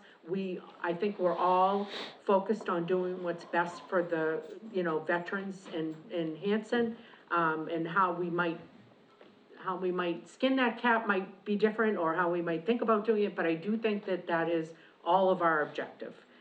So with that, did you want to address any of the concerns, regarding hours, regarding your ability to balance the 2 towns, and any of that good stuff? Well, let's talk about this FTE situation, let's talk about the hours, we can talk about it in a combined effort here. The reason that I suggested 19.5 hours versus 19 hours for the part-time admin was due to the fact that the 19.5 covers the 1,000-hour criteria to have them accredited by the EOVS in order to be able to work on claims themselves.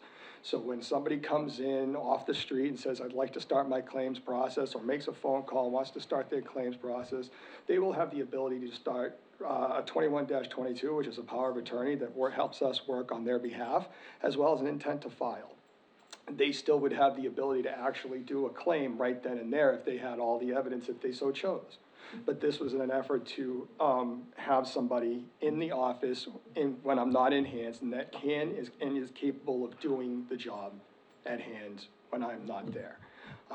Take that into consideration one. Consideration two is the fact that we are exactly 2.6 miles away from office to office door. I had a Hanson resident that came to my office last week at the end of the week. I started his claims process so I can start doing investigative work. He joined me today. He was in the office at 10 o'clock this morning to finish the claims process. I had a fully developed claim and in hand, and it was already submitted to QA. As far as hours are concerned, it may say 20 hours as far as being in this office, but the fact of the matter is that I'm more than 35 that I'm allotted at my own job in Hanover. It takes more than just 35 hours in order to handle all of this on a regular basis, sometimes even into the weekend, especially when I do outreach. Taken into consideration as well. I do home visits. I don't just sit in the office all day long. If I have a veteran that cannot make it into the office in order to do a claims or have consultation for any reason as far as veterans services are concerned, I go to them. I'm fully remote capable. I can scan documents, I can do claims, my iPad has cellular service. So some of these concerns, while valid, are still much ado about nothing as far as from my angle and perspective is concerned. The other portion of it is the person that will be in that position as far as admin is concerned will have sole focus on, number one focus is going to be on the Chapter 115 for both towns.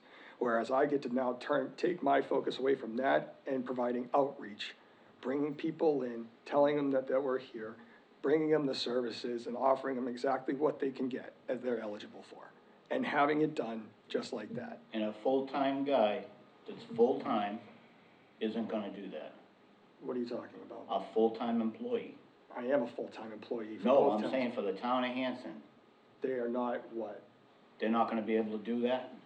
They can if the town wanted to put money into something like that, but we're talking about an employee that is 19.5 hours, and they're the ones that are No, I'm going talking to. about an employee that's 35 hours a week, a full-time veterans agent. Excuse me, I don't think Terrence is saying that a full-time employee can't do it. He's talking about what would happen with the current arrangement that's being proposed. He's not saying that if we hired a full-time person, I don't know. You they guys would do do we that. can, we can I'm also, not in for we can regional also anything. discuss the whole districting portion of it and having no interest in it, look at what's happened with the whole Whitman and Hanson thing.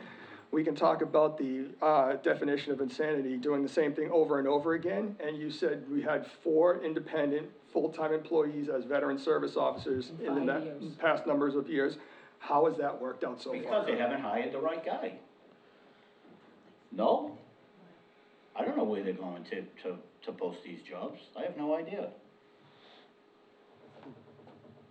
Well, there's no veterans agents out, there's nobody interested. Anybody that comes in for that job has got no experience. You have to send him to class. He has to go to school and learn how to do it. Just like Terrence did. You didn't have any Majority of my experience training was before that. OJT.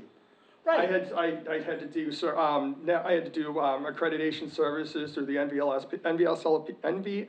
Right, and wouldn't And it was testing All and right, I guess I'm certification as talking well as doing for paperwork you gotta through do the what you wanna EOVS. do. Continued education at 2 different conferences throughout the year, including NACVSO coming up for myself. You This gotta is do the what you majority of it, 19.5 is OJT. I'm not talking about it anymore. You gotta do what you As want. far as that goes, I mean, it's. I'm just one telling you what the person veterans of the is town of getting Hanson all the have to training they say. need to be certified to do, so you're not certifying two people. Correct, and Because then you're come the certifying end of this half of them. agreement, the 3-year You're agreement, if you certifying decide to half of them. null the situation, you have a person that is 19.5 hours that has been accredited and has been training for the past 3 years solid in order to have somebody in that chair if you guys decide to go independent again at the end of the agreement. That's your choice. Yeah. This whole situation is your choice. I'm offering you a way to have a person that is fully developed, trained and assisting me in helping bring the town, back to a VSO status that is palatable for everybody. And Terrence, we appreciate the work that you have done. Absolutely, and I We understand really that do. in its I wanna entirety. be super clear about Mhm. that. You've saved our bacon, and I'm very grateful, the board is grateful I for have it. no problems with that. I appreciate you guys, your invitation to allow me to assist you guys. And I've been having great positive, feedback from it, number one, and number two, I've had quality, end games with some of the situations that have come about. Okay. I got a question. If Thaddeus didn't do anything, how did so much stuff get screwed up? How We, did things, not just phone, let's forget about the Mr. phone messages, but. David, we cannot speak about somebody's performance in open session. Okay, all right. One question I have is the question that always gets asked is, the way we're setting it up right now is perfect with Terrence, and X number of years down the road, is it still gonna be as good with the next Terrence? And I think that's kind of what Joe was saying, is like, how sustainable is this, like, long-term? Oh, yeah, It's like, that's- when the players change, are we gonna have to, and, you know, yeah, I mean, honestly, we will have to revisit it. You know, Terrence may get sick of us, you know, we may Yeah. get, you know. We might get a candidate all of a sudden walk out of the woodwork But that's. I guess that's fits my point. perfectly. And, I mean, and the, no, honestly, the only reason why I'm even asking these questions is just because it's on the agenda. Otherwise, I agree. I don't want you to feel like any type of way. Just people ask my opinion, I have a tendency to give it. So for me, it just comes back to down the road, what even happens if, like, can you absorb the work? God forbid if, you know, we go to town meeting and they don't approve the funding for this. Like, can you absorb, I have to think about everybody in every single type of Plan A through Plan Z. Because what I don't like doing, is that we've had to live through it a bunch of times, is lose good people because it's become, because, you know, we do the best we can to plan, but then things happen and you see good people leave. And it kills, that's why I'm being very vocal about this, because you know, I don't buy into this, like, it never happened. It did happen. I've been here just as long as anybody else. We hire people, we lose them. We hire people, we lose them. That's the way it goes. And it's a lot of the times it's funding and it's terrible. It gets you every single time when you see good people leave that want to do good work. So I'm just thinking about you, I'm thinking about the veterans, I'm thinking about if this person comes through the door, what that's going to look like. Because we've lived this. You talk about the definition of insanity. We've been doing it every year. But you're also talking about what ifs. What if this doesn't work between us, the town of Hanover and the town of Hanson? What if you walk away from this deal and the next person that comes in, it just is the same thing? Well, you're in control of the what if that I'm asking, though. You're The right. what if, though, that I'm asking is if, is literally your bandwidth. So if it doesn't get funded, are you able to absorb it? Because That's the whole point, is the whole point is to have that position. And there's no guarantee that that's gonna pass. Well, There's not, you're absolutely correct, but the fact of the matter is. Wait It's a in minute, the I want a budget. level set. it's in the budget. Yes, there is a possibility somebody could go AWOL and torpedo that position, but right now, it's actually less of an expenditure for the proposed new two position than it was when we had the one, VSO full-time. yeah, it could very well be. Yeah. For me, it really is just a simple answer. It's, yes, I can absorb it, no, I can't. So it's, I don't want to get into the speculations, Right. because unfortunately, I've been to all the town meetings, ever since I've moved here. Sometimes, I always go back to the library thing, this $5,000 thing that no one ever thought was gonna be controversial, gets voted down and turns into a 30-minute debate. Very similar to what we're doing right now. This is a microcosm for probably town meeting. I hope it's not. But just truthfully, like, do you have the bandwidth that if this, for whatever reason, doesn't get funded, like, can you handle it? Oh, I can handle it, and Yeah. so far, so good. Yeah, no, it's great. The proof's in the pudding so far for the past. I think you've been 3 doing a months. great job, I so appreciate that. it's I mean, it's that fine. won't be our optimal, you know, Correct. that's not That our is- goal. That's the worst case That's not scenario. our goal. Definitely not. However, everything is in place to make sure that something can happen as far as that's concerned. And I wouldn't have taken this on until I had an admin if I didn't think I couldn't do it. Yeah.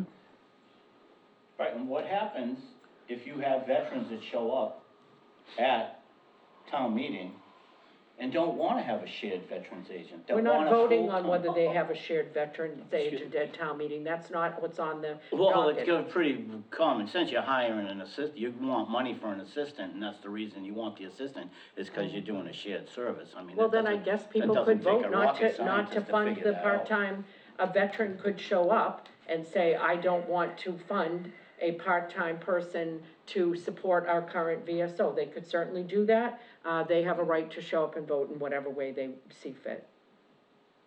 So if the political tides want to organize in that particular way, then they can feel free to do so. I don't know who's being political about it, because I know them, if it's people that, at that Legion in Hanover. I know quite a few people in there, and I haven't heard any feedback about them.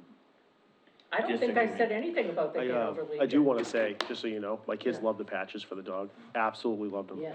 So, for whatever that's Okay, worth. No, so- Ann Rain said something about the Hanover Legion. I Okay, said something about the Hanover Legion because Dave DeCoste said something to me about the Hanover Legion. I don't know anything about the Hanover Legion. so, having said that, and I think we've, you know, we have sufficiently plumbed the depths of potentially every, thing that we could, and I think people have expressed their opinion. I know David feels very strongly, and out of deference to that, because I wanted to respect that he is a veteran and that he had concerns, that's why I put it on the agenda. Is there anybody else on the board that wants to revisit the arrangement that we currently have with Terrence as our VSO, with the plan to go for the funding for the other position at town meeting? Does anybody want to make that motion? No, I do not. No, I think you'd have to make a motion to reconsider, and there's a whole process for that. I Okay. mean, I don't know what you're looking at me for. No, no. It just says discussion, it doesn't say vote on anything. No, I just wanna know if it, because, you know. Well, we've already voted on it. It We would did be- already it would vote. be I a just vote to wanted to be reconsider. respectful to And I don't David, wanna and I wanted to reconsider. make sure that we were hearing what his concerns were, because he hadn't had an opportunity to voice them before. Well, he wasn't here to voice them before. And I wanted to make sure that if anybody had any further conversations for Terrence, this would go under the no good deed goes unpunished, which I've told my kids I want on my headstone. I'll just add it to the rock. Here's, Yep, the thing of yep. it is that this is an experiment. I don't think it's gonna go that badly. If it does go badly, we can rectify We'll it. revisit it. We can revisit it, but the fact of the matter is that we had bad experiences. We need to have a good one. I agree. That's what I'm looking at. I We have agree. someone who is more than willing and has stepped in and cleaned up a mess. Why are we arguing about trying to make it work for Whoever him? this is being political in Hanover, what happens if they drop a bomb on him? Cause I don't know who these people are that you're talking about. I don't know Cause if they're calling either. you and they're calling you, I they're told not you. calling I me, mean, cause I haven't gotten I any told calls you, the only from anyone. person that called me was Dave DeCoste. I haven't heard from anybody else. And, well, then we've got the one You letter. get the that letter. And we got the, Yeah. yeah, we From have the Helen letter Best. from Helen. Okay, all right, so I'm hearing that, you know, we are going to stay the course. So basically, you voted on it, so you didn't even need to come here, so. Well, I mean, we have three different, I'm honored to be This was a here, dead- just at dead the issue. request. I would have been here anyway if it was or was not on the agenda. I understand, David, that this is not the outcome that you were looking for, Well, but let we it go to town operate as a meeting. board, we Let it just go to operate It's as not a going to board. town meeting. It has to go to town meeting, you have to vote on bringing that extra person in. The money is already in the The money's budget, in the Dave. budget. This is It's- less money than Yeah. having a full-time VSO. So let's save money on the veterans. That's not That what is we're doing. not what we That's said, we're but that's doing. what you Yeah. said. That's No, what that's you what you're said. doing. So, That's not what we're doing. as I Not at explained all. in the last meeting that I had during my presentation, both Hanson and Hanover residents have the ability to go to either office because of the close We can go to any proximity. office we want, I can go to West Roxbury and go to that veterans agent if I want, you can go anywhere you want. All right, we're gonna put a bow on this. Thank you for coming. Absolutely. And we're gonna stay the course, and we thank you for helping us and continuing to help us. And we're looking forward to good things. Madam Chair, thank you very much. And it's All right. nothing against you, Terrence, it's just, it's the point, I it's see the that. point. I'm not in for regionalizing anything, I just think that, that's just my opinion. That's my opinion, and I'm not just speaking for me, I'm speaking for a whole bunch of other people that I've talked to, so Sure. we'll see what happens. All right, so next up, we have a vote to. still here. You still got the next two, I Yeah, think. we got the Yeah. next two. I mean, not that I'm expecting anything crazy to come up, but, vote for an annual appointment of veteran service officers, interim, veterans burial agent, for a term expiring June 30th, 2026, for Terrence O'Keefe. I will entertain that motion. So moved. Second. All in favor? All right. Okay. When it comes to interim though, I'm just, for the sake of it, what does it mean? What does that mean? Interim until what? Well, Until the date. until that date. And then at that point, we'll hopefully do it have a again. permanent arrangement in Yeah. place. Yeah, okay, because interim doesn't mean, the interim's not an annual appointment. Interim No. means they're not interim, Temporary, yeah. yeah. Okay, so you Oh, might be I the see. temporary It says person. annual appoint and then interim. Yeah. Yeah, Yeah. yeah. Yep. It shouldn't say that. Hopefully he will be on the annual appointments, but as a full-time, not full-time, but permanent. Interim for now, Yes, then the, correct. okay. Yep. Perfect, And thank you. it's until all that intermunicipal documentation district stuff is all No, worked out. totally fine, that makes Yep. sense, that, All right, and then, vote for, annual appointment of veteran service officers, interim veterans grave officer, expiring June 30th, 2026, Terrence O'Keefe. I will entertain that motion. So moved, but I gotta ask something. Yes. We have, Wait, can we? okay, vote. No, well, is it, No, okay. I, All right, it's all in information. favor? Aye. You know ADHD I will know, set me in and too. I'll forget, okay. No, what I was gonna say is, don't we have a cemetery position also? cemetery commissioner. I'm just Cemetery- asking. Like a veteran cemetery No, position? no, no. I'm wondering, what does the veteran grave officer do?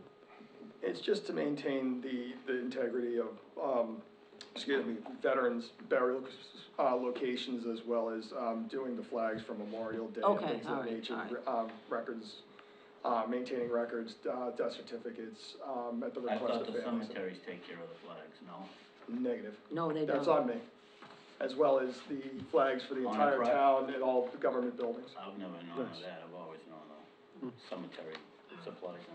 Well, in the town of Hanover, I do all the towns, the spring cleanings for all the town buildings, as well as, ordering spearheads for Memorial Day swap outs. All right. All right, so, did that answer your question? That, yeah, no, it Okay. did, it just triggered the question. I was thinking, what does the cemetery person do? Gotcha. If the veterans, Yes, grave officer has to do all that, what do they do? okay, That's all. all right, I think that's it. and that is it. Yes, that And is thank it. you for bringing Thank you Sarge, for we coming. appreciate it, and thank you for coming. Thank you for bringing your friend. Yes. Where Call him by his first name, Sarge. Come on, don't be disrespectful. Sarge says, Um, let's go. Yeah, Sarge is like, I'm Why out of don't we here. take this out of order and let these, let's get Yeah, I'm this- going to. get All them. right, and, we're gonna take things a little bit out of order, and I really appreciate you hanging in there for this very long meeting, and I'm sorry, but we had people timed for all these other things, so, if you guys don't know, this is the couple that owns, Fetch Barbecue, Fetch, AKA Southern Eats LLC. They are moving in a, new and exciting direction with their, restaurant. I mean, you can sit up here if you want, but I don't really think we're gonna have any Inquisition questions. We're table. probably just gonna take a vote, but, they want to change their hours, well, let me back it up by saying the, location that they're currently in, which was formerly Cafe Deli, Kathy's, et cetera, et cetera. They, went before ZBA, and the hours were until 9 PM in that location. These guys, as you know, we had approved a liquor license. They want to extend the hours of their business, which is permitted under the current ZBA approval, to 9 PM for their liquor license. They really ultimately want to extend it later than that, but they're going to have to go before ZBA to do that.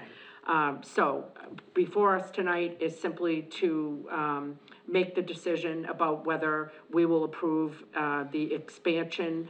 Again, this was already approved by ZBA in a past life, for 9 PM and, for them to be open till 9 PM under their liquor license. So that's what we're discussing. Sounds great.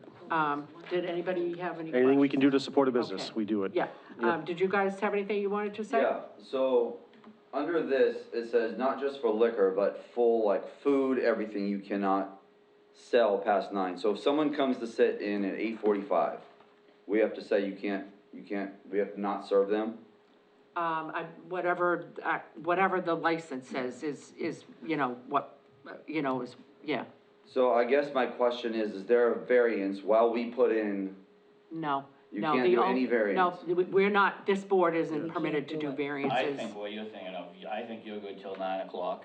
I think if they I think you're sit, good till Yeah. 9 o'clock, I just don't think you can like, after 9 o'clock, say, here you go. Yeah, here's my your drink. understanding would I be think if they have that a if- drink in front of them at 9 o'clock. Yeah. Oh, well, That, be it. that's my question, is if they sit down, say, like, it's not out of the realm of someone sitting down and have dinner at 8:40. 8:45, no, it's No. not.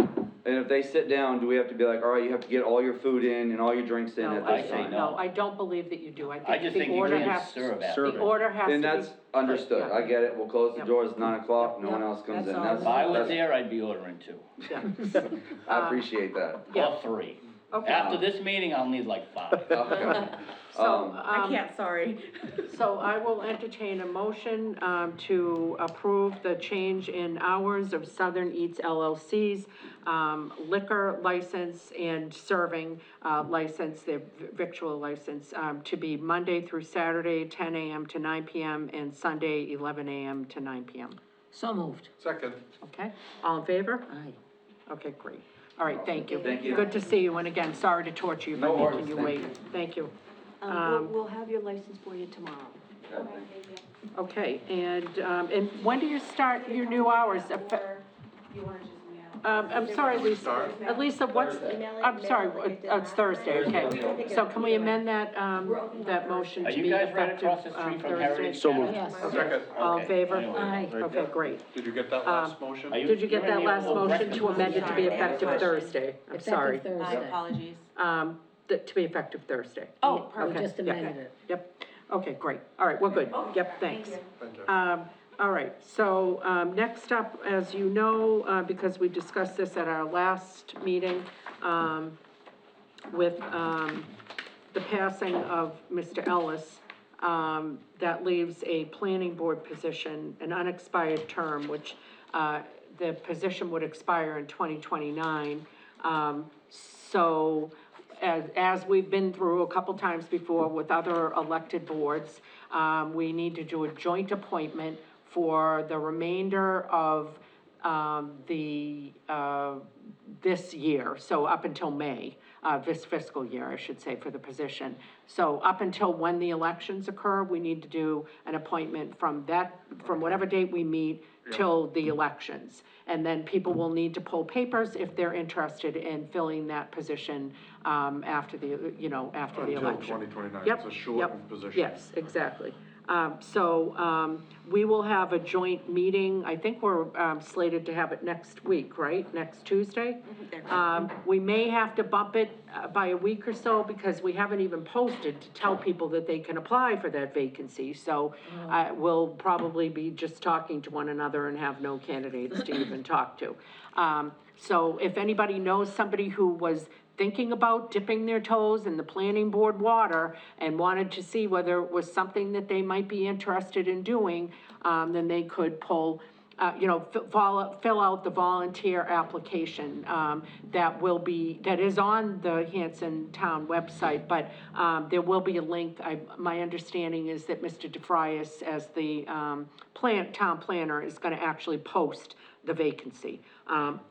So with that said, One more thing to add to that, because Oh. I don't know if this is related, Yeah. as I might be mistaken, but I think that Mr. Ellis was also on the High Street Park Committee as a representative from the planning board, I believe.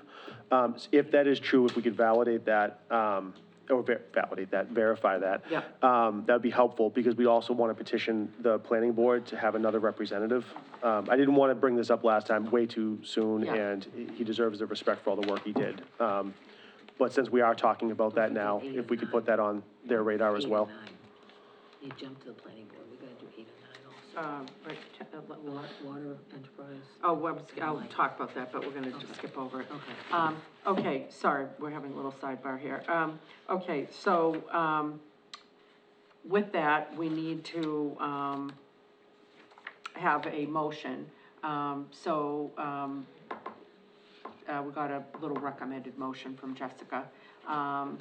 I will entertain a motion to allow the town clerk to place on the May 16th, 2026 town election ballot the remaining 3-year term expiring 2029, created by the vacancy of Dawn Ellis on the planning board. I will entertain that motion. So moved. Second.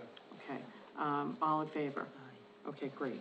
And then we will we'll have the joint meeting, if we've got any applicants. We may end up, you know, just if you guys can work with, you know, the planning board guys and kind of coordinate and cross-pollinate and see if we've even got anybody who perhaps has got an interest in the planning board. And then we are, not going to discuss the, enterprise indirect cost policy, this evening. We're gonna put a, pin in that and discuss it at a different point. And then we've got the vote to approve donation to Library Dear and Veterans Gift Fund. I will entertain that motion. So moved. Second. All in favor? Aye. Great. Okay, I'm sorry, discuss Smart 911 postcard mailer. Ms. Green, I know we had discussed, that we were concerned with that change over to the, Smart 911, that we were gonna have people left in the dust that would not know about this changeover, and they probably would be the very people that would be the most vulnerable and need this kind of a communication, from a reverse 911. So we had discussed, maybe talking to Lisa Clark about putting, some kind of a buck slip in the taxes. She said she certainly could do that, but that she wouldn't be able to do it until the next excise tax, which I guess would go out, I don't know, another couple months. And then I said, well, what about a postcard? Because we had done a postcard mailer for the food pantry and found it to be very cost-effective. And in fact, when Lisa Clark got back to us, I want to say it was less than $1,600. It was right in that vicinity. 1788. Okay, all right, so, I personally like the idea of a postcard, a separate postcard. Yeah. Better than something that's stuck in there, Yes. because I know they stick things in there, and I've never looked at them. okay, well, so, personally all right, well, admit you're it. gonna be our poster child for why we don't do that then. Yeah. So I think that's money well spent to get that message out to seniors and folks that aren't on social media and maybe didn't know about it. Vote on it? Yeah, did you need a motion from us to, approve that expenditure, Ms. Green? Yes, just to make it clean, yes. Okay, all right, so I will entertain a motion to, approve, the expenditure of up to $1,800 for the postcard mailer, for the Smart 911. So moved. Second. Okay, all in favor? Aye. All right, great, I think that will be, I'll feel relieved when we finally And get then- that out there. Joe's not here right now. Joe's not here. David, Okay. Yep. thank you. And then, we had a little bit of a, we'll say, drama, but it was not of the Library Foundation's making, it was just drama because, for drama's sake.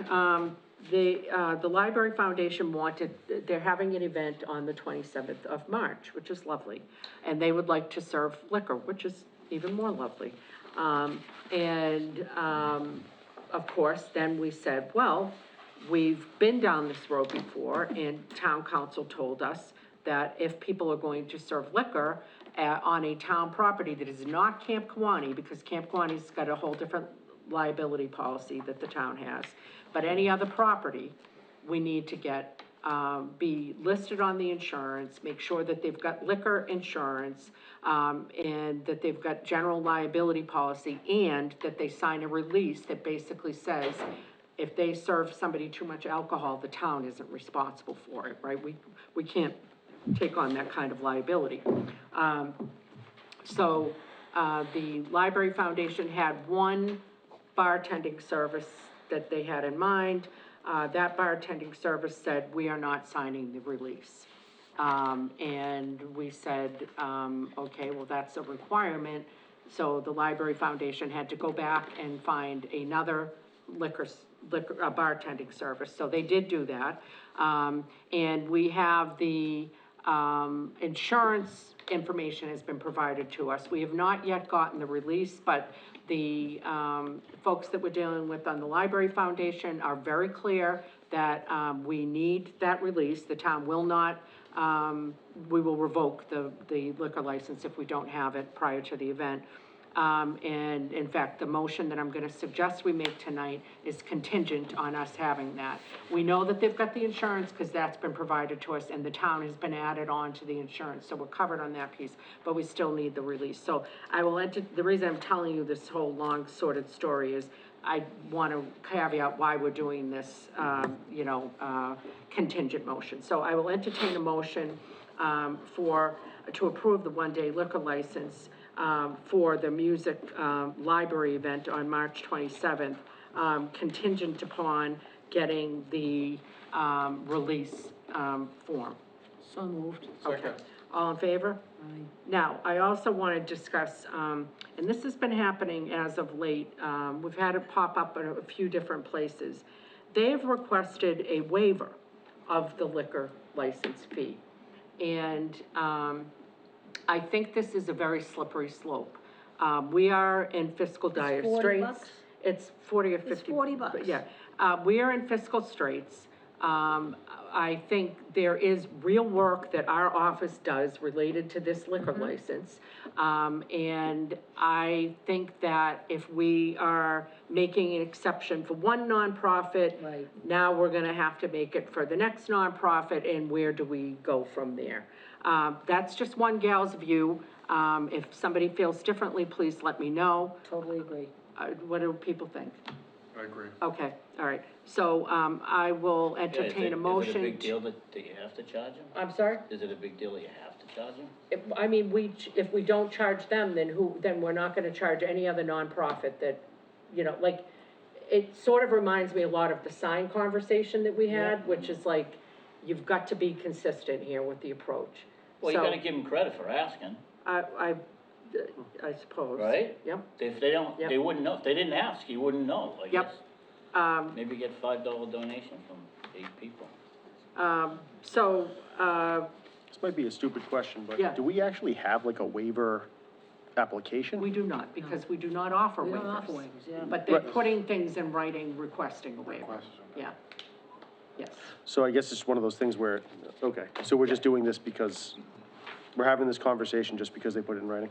Because they put it in writing, Okay. correct. So, I will entertain a motion to communicate, to the Hanson Public Library Foundation that we are unable to honor their request for the fee waiver. Second. I just so moved. Well, who moved it? I You- did. Okay, Yeah, all right, so all in favor? Second. Okay. over. Similarly, I will say, we received a request from the First Baptist Church to Yep. waive their licensing fee for their thrift store. Yep. And again, I know it's $50 here, $100 there, but this stuff adds up, and we have a lot of nonprofits, and it's not a large dollar amount, and so we're not taking a vote on this, but I just wanted to comment that this oddly has come up like twice in the last couple of weeks. I don't know why, but, it's come up in the last couple of weeks. So I wanted to discuss generally, so that Amy knows that it's the view of the board, that we generally are not going to entertain waivers. Is that? Right. I think, just to play semantics, I don't, I appreciate the entertainment of even taking the vote, but it's impossible to take a vote on something that doesn't exist.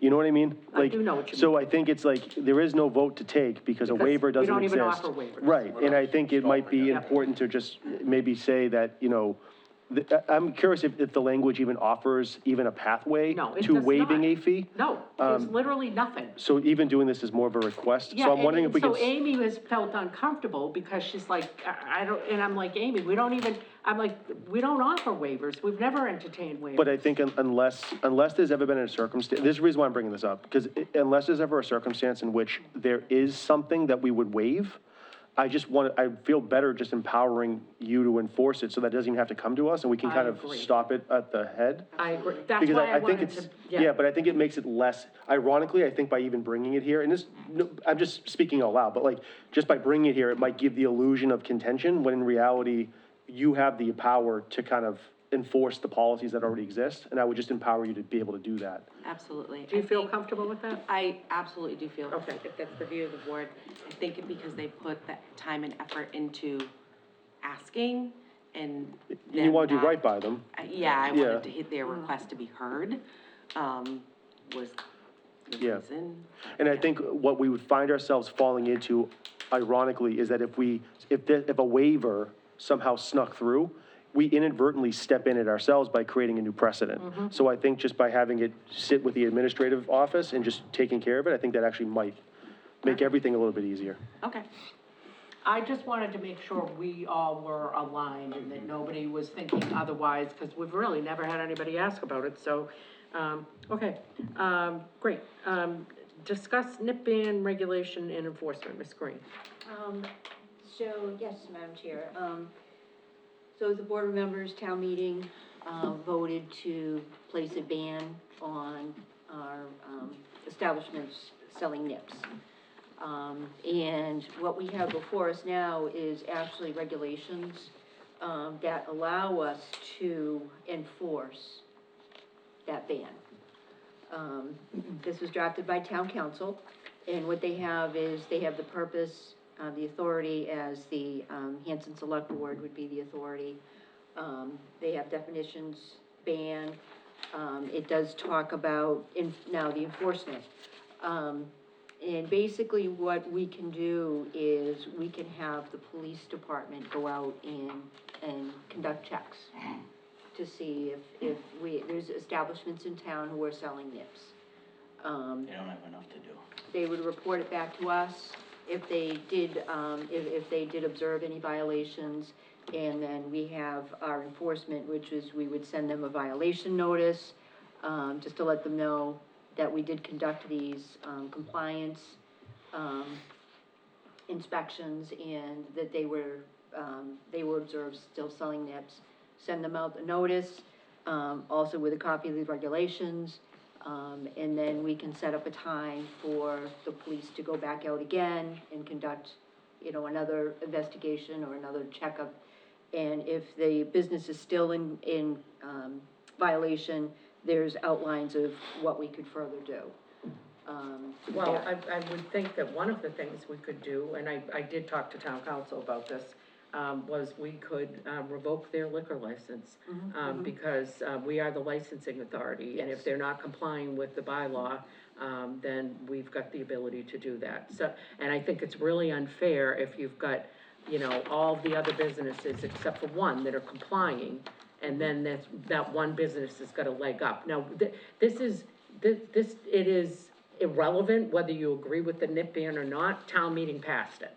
So we've got the rule, and it needs to be enforced, and it needs to be enforced, consistently. I mean, I get it, the nips, they're not allowed to be sold in Hanson, it was voted on, that's the rule. But to send the police department out there, them guys ain't that's wrong. You don't need to send the police department out there, them people got enough to do.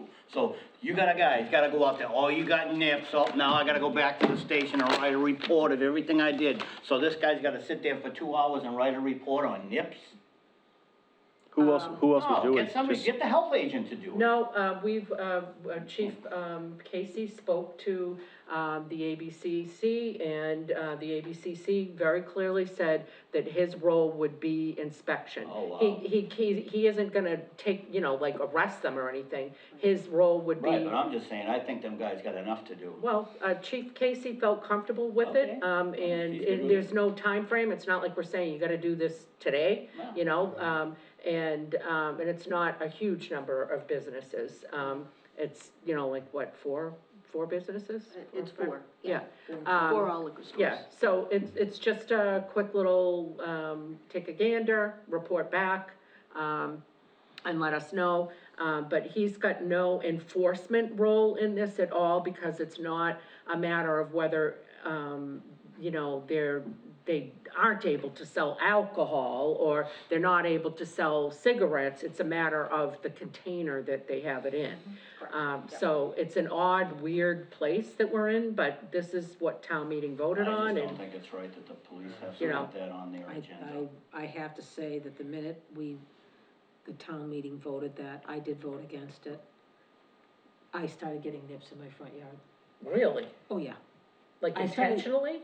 I don't know, all of of a sudden, I'm picking nips up That's on very my weird, forehead. Fireball or what kind? Oh, I'm the, curious. Fireball, Okay. I don't know, what's the other one? What's the other one that they drink? Smirnoff, I guess. Yeah, Oh. yeah. I don't know, they vodka. don't throw them on my Vodka lawn. Blue Label, no, they throw them right in the pie. I've experienced a little retaliation myself, to be Yeah, honest. really? I have, Well, absolutely, I don't live in a main drag, and I'm not so- suggesting I want nips, so. To He's go, out to go in the back to that, it's not open, just the they're nips in throwing front of the them driveway, it's other underneath stuff too. Magnolia. But, I think the penalties piece, this is highlighted in yellow, which Right. seems different. Right, yeah, so it would be, you know, I would welcome thoughts on as far as any type of penalties.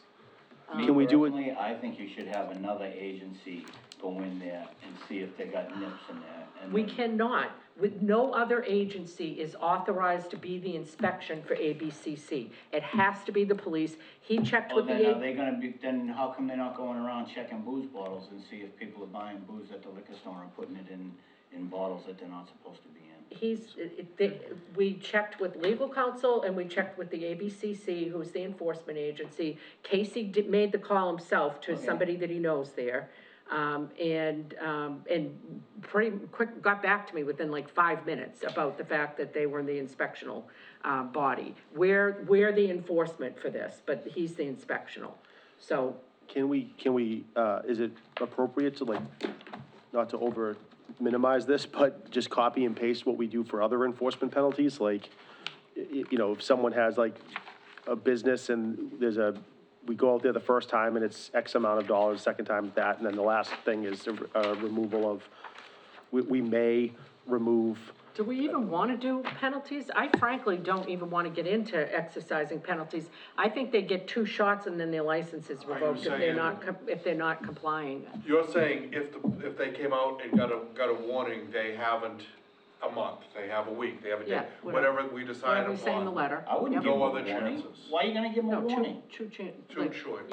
You go out and say, we noticed that there was an infraction. Yep. And if you do not rectify it in a month, then we're gonna have a hearing about revoking your license. So it'll be that month, so we really don't have 2 chances, you've got. I wouldn't give them 2 chances. To be I'd honest send with them you, out they there. know that I- they're not supposed to be doing it. I like it, I mean, What would you the thing is, say? if you like the bill I or wouldn't give them a not. warning, send them a letter and tell them, make sure you're not selling nips, and if you go in there and they're selling them, don't renew their license. I wouldn't give them a warning, they know they're not allowed to Yeah, sell they them. do know that. I'm just thinking of like, we've had situations in the past where, you know, some business, I'm just gonna pull this out of thin air, but like some business has something out that they're selling too many of something. Yeah, And we go through a prescribed series of different things. I feel like this would be the equivalent to that for the enforcement of this. Oh, you If mean, it's- are you thinking like plastic bags or something like that, like when people were using the Or like plastic selling bags? cars. I wouldn't give them a Oh, warning. cars? I'm trying not to, I don't know if I can say it in Yeah. public, but I'm trying, that's Yeah. kind of what I was thinking of, is like how we would handle a situation like that Yep, for this. That's kind of similar, but I would say slightly different in that that is a specific violation of the provision that is in their license about how many cars they're allowed to have on their lot. That is specifically stated in their license. This is a little wonky because it's like a bylaw that got passed at town meeting, and frankly, you know, I thought about it and I thought, you know, we may have missed the boat when we were doing the licenses, you know, renewals, and not having that be one of the questions we asked for the liquor stores. And think it we should should be, add it. which. But we can change it. Yeah, we can We're the going forward, enforcement but yeah. agency. But I could go either way. It doesn't matter to me. I just figured since it says in here, you're asking our opinion. I don't even know where to begin with something like this. This is uncharted territory, so. Yeah, what are you proposing, Ms. Green? Well, I mean, we have the you know, we have the option of penalties in there, but if the board is feeling that, revoking of the liquor license is gonna be penalty enough, then we don't need to go that direction. So I mean, I agree with David, like, on some level, they know they're not supposed to They be know selling they're not this. allowed to sell Yeah. nips, they know they're not allowed to Yeah. sell menthol cigarettes, and they know Yeah. they're not allowed to play games with the lottery machine. If they Yeah. play games with the lottery machine, lottery comes in and shuts them down. They get caught selling menthol cigarettes, which I know there is businesses in Hanson that sell menthol cigarettes, I'm not gonna mention any, but I know there is. Does it require? They get shut down. Yeah, and I'm fine with that. I guess for me, the million-dollar question is, are those two things mutually exclusive, or does the enforcement carry the penalties? If it does, and it's all covered, then scrap penalties as a section altogether. That's what, I just think we're making more work for ourselves to have the scrap the penalties. penalties. Yeah, Like, my experience has been, Don't renew their license. we could give them, $50 fine for every nip we find in there, but we all know from experience that it costs more money to go after the money than it is to. Correct. So whatever you wanna do is fine, I just wanna make sure that we, Okay, I then asked the question. We can strike the penalties. Yeah. I Because think- they know what they know if they are caught with a violation. Enforcement covers- Section 6 outlines. Yeah. You know, it's like selling to a minor. If they get caught selling to a minor, which there is a few of them that have gotten caught, and they get shut down. Yeah. They get shut down If we take away a liquor completely. license, do we They- need to have something in They can't even this sell a loaf of that bread, says they what it'll can't take sell to get it anything, they back? get shut down, because Or they're is it selling to until minors. the next time, like out of business? It's a you good know what I question, mean? actually. No, I think, I think we have, I don't even think we're required to have a hearing to revoke their license, but you can talk to Kate about that. I Because wouldn't revoke it, I just wouldn't renew But it, then I'd just Yeah. be like, you're all Afterwards, if they done. decide, okay, If now they I'm come gonna in comply, compliance, yeah. what does it take to get the license back? Well, I think we'd need to have probably, the police say, yeah, we went there. Okay, so it isn't a wait till the next time? There is a procedure. They'd have to go through the process with the ABCC, file with the ABCC again for a new application. The ABCC would conduct their investigation, report back to us, and it would go to the board. And our letter should be of- super clear that they're going to have to go through the whole ABCC thing, which is not easy. Okay, it If is the license arduous. is revoked, So, yes. so if you wanna flirt with disaster, and you wanna, basically moon the whole town about what the, nip ban is, when you knew that it was going into effect, because you had a petition against it, I wouldn't mind if, they could plead ignorance if they weren't actually at town meeting, standing up and having a petition against it, but we know that they know. I think the letter that goes out, and it should go out to all of the establishments that sell liquor. We just wanna remind everybody that we've got a nip ban. And we want to remind you that we will be doing, periodic inspections, and if you are found to have nips on your property, we will not renew your license, and we may even revoke it. Okay. Because not renewing it, it's like, okay, they're gonna still be able to sell for like 5 months or Yeah, whatever. so that's what I'm saying, maybe, Yeah. may revoke it, or we Yeah, will revoke it? we may revoke it.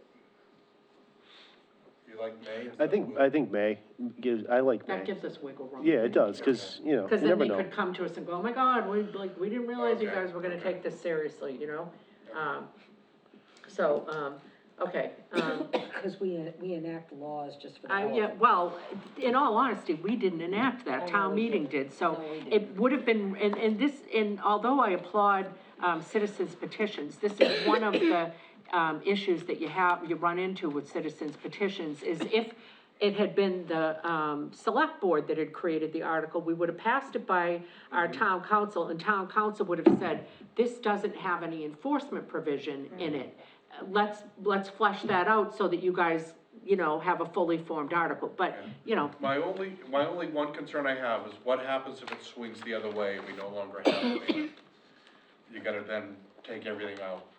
no, You know well, what I no, then it would be, if the town meeting revokes the ban, then Then you- any of that, all of that stuff is, like There moot. was It's a no- moot Right, well, you have to remove it from your There was communication. no appetite for Yeah. revoking Is that the okay? ban. That's, I mean, that's the point, unfortunately. I don't think Yeah. anybody's gonna put another town petition. I certainly You think hope it's- you not, think I it's feel gonna like we've, I mean, it's gone, it just sways so much. I think we've heard all the arguments, multiple times. I'm not I could saying argue want it, both please sides don't. ad nauseum. Okay, do you have the direction you need, Ms. Green? Okay, Yes. all right. And we're actually going to do a deep dive on the town meeting, warrant articles, at our next meeting. Was there anything critical that you wanted to bring to our attention, Ms. Green? No, the warrant still has is the same amount of articles, with the deletion of 2, which we encompassed into the highway.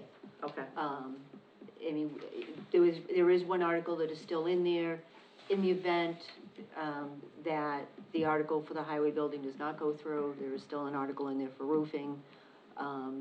So it pretty much is the same, and the special, has 3 articles in it right now. And nothing at this point is gonna change to increase those at all. Okay, and we'll be ready to discuss those at our next meeting. Next meeting, and then Okay. we can send it off to town council for her review. Great. Reminder that town administrator review is overdue, to whom it may concern, and we are not going to call anybody out. We've got an April 11th, 2026, one-day liquor license. I will entertain a motion to approve. So moved. Second. Okay, all in favor? Amazing, and then I will entertain a motion to approve the January 27th, 2026, minutes. So moved. Second. All in favor? Great. Economic Development Committee, thank you to, everybody, that attended our recent, Hanson Business Summit. It was amazing. We've got a video for it. High Street Park, anything on that, Joe? TJ and I have been ships passing in the night. I think we both called each other the equivalent amount of times. He is now tagged, and he has to call me back. Okay, So, all right. Highway, anything on that? Okay, nothing on Whitman Hanson. Town Administrator Report, Ms. Green. Okay, well, Madam Chair, Vice Chairs, members of the board, so, I am just piggybacking on, the highway department, the fire department, the police department, the water department, all earned, top kudos for their responses to the blizzard, the conditions. The roads in Hanson were paid attention to, they were cleared, they were safe. And all of these folks worked tirelessly, while this storm was going on. So again, from me to them, thank you. I also want to, thank the residents for their patience, through this all. This really hit all the southern New England, Massachusetts communities heavy, so we're all in the same situation. So thank you for their patience. I know there was a lot of, patients that were being, tried during this time. Everybody's nerves were frayed. Yes, Yep. but, we've gotten through it, and hopefully we've seen the end of that type of weather.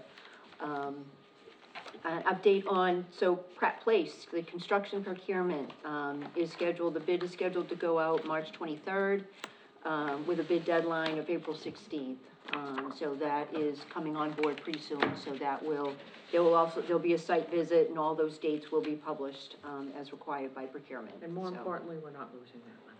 we're not losing the money, That's no, amazing. so Yeah. that's moving forward. Mass DOT had some comments and suggestions for the bid, which has been updated, so that's ready to go out live, so, kudos for that as well. And conservation is A-okay, and we're moving Yes. forward on that? Okay, great. Yes, yeah, we've gotten over all of those hurdles, and, we're at the gate for the bid now. So I just wanna also, as far as personnel, so Highway Department will be filling two long-time vacant positions, so we will have candidates that we'll be, presenting to the board on the March 10th meeting for consideration and appointment. Long haul for these positions, so we're getting there with, making our Highway Department whole as far as, staffing. And so, town employees will be participating in public records software program. Oh. Our IT director has worked diligently, to bring software to the town that will help us with additional tools for public records. Our office receives anywhere, an estimated of 10 to 15 public records requests per week. And the software is gonna ensure that we respond to them in the, timeframe required by law, and helps us kinda keep public records, in sync, where right now, there's only one person that handles all the public records, apart from fire and police, so, we are looking forward to this software coming on board. There were 2 water main breaks recently, High Street and County Road today, and there was another one on West Washington Street. So both water and highway departments responded, so again, thank you and good job to them for the swiftness in addressing these, especially with the cold weather. And also to, zoning board of appeals, is looking for an additional alternate member. I know it wasn't in the announcements, but when I had a conversation with the administrative assistant, she had asked for me to kind of mention that, So they have one right now? they have one happens to be one of our select board members who is, is stretched thin to begin with, so Yeah. if there's anyone out there who's interested, in an alternate member, please reach out to our office. Yeah, because, for an honestly, application. like, that's not probably sustainable for you, so like, if we can try to get somebody else, Sure. yeah. And I do wanna thank Amy for really filling in the last few weeks. She's run the office almost by herself, so I really appreciate all of her efforts with everything, while I work through this difficult time. And that concludes my town administrator report for today. Okay, with that then, I will entertain a motion to adjourn to executive session. We will not be returning to open session.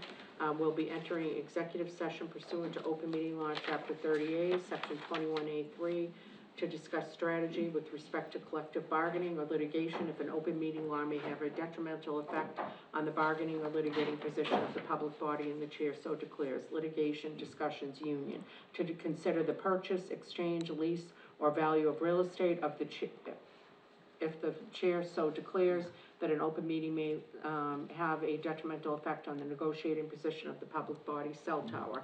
Executive session pursuant to open meeting law, chapter 38, section 21A7, to review and approve executive session minutes not to be released January 27th, 2026. I will entertain a motion to adjourn, and we will not be returning. And we're adjourning to executive session. So moved. Second. Okay. Roll call? Aye. Aye. Aye. Aye. Aye. Okay, amazing. Thank you so much.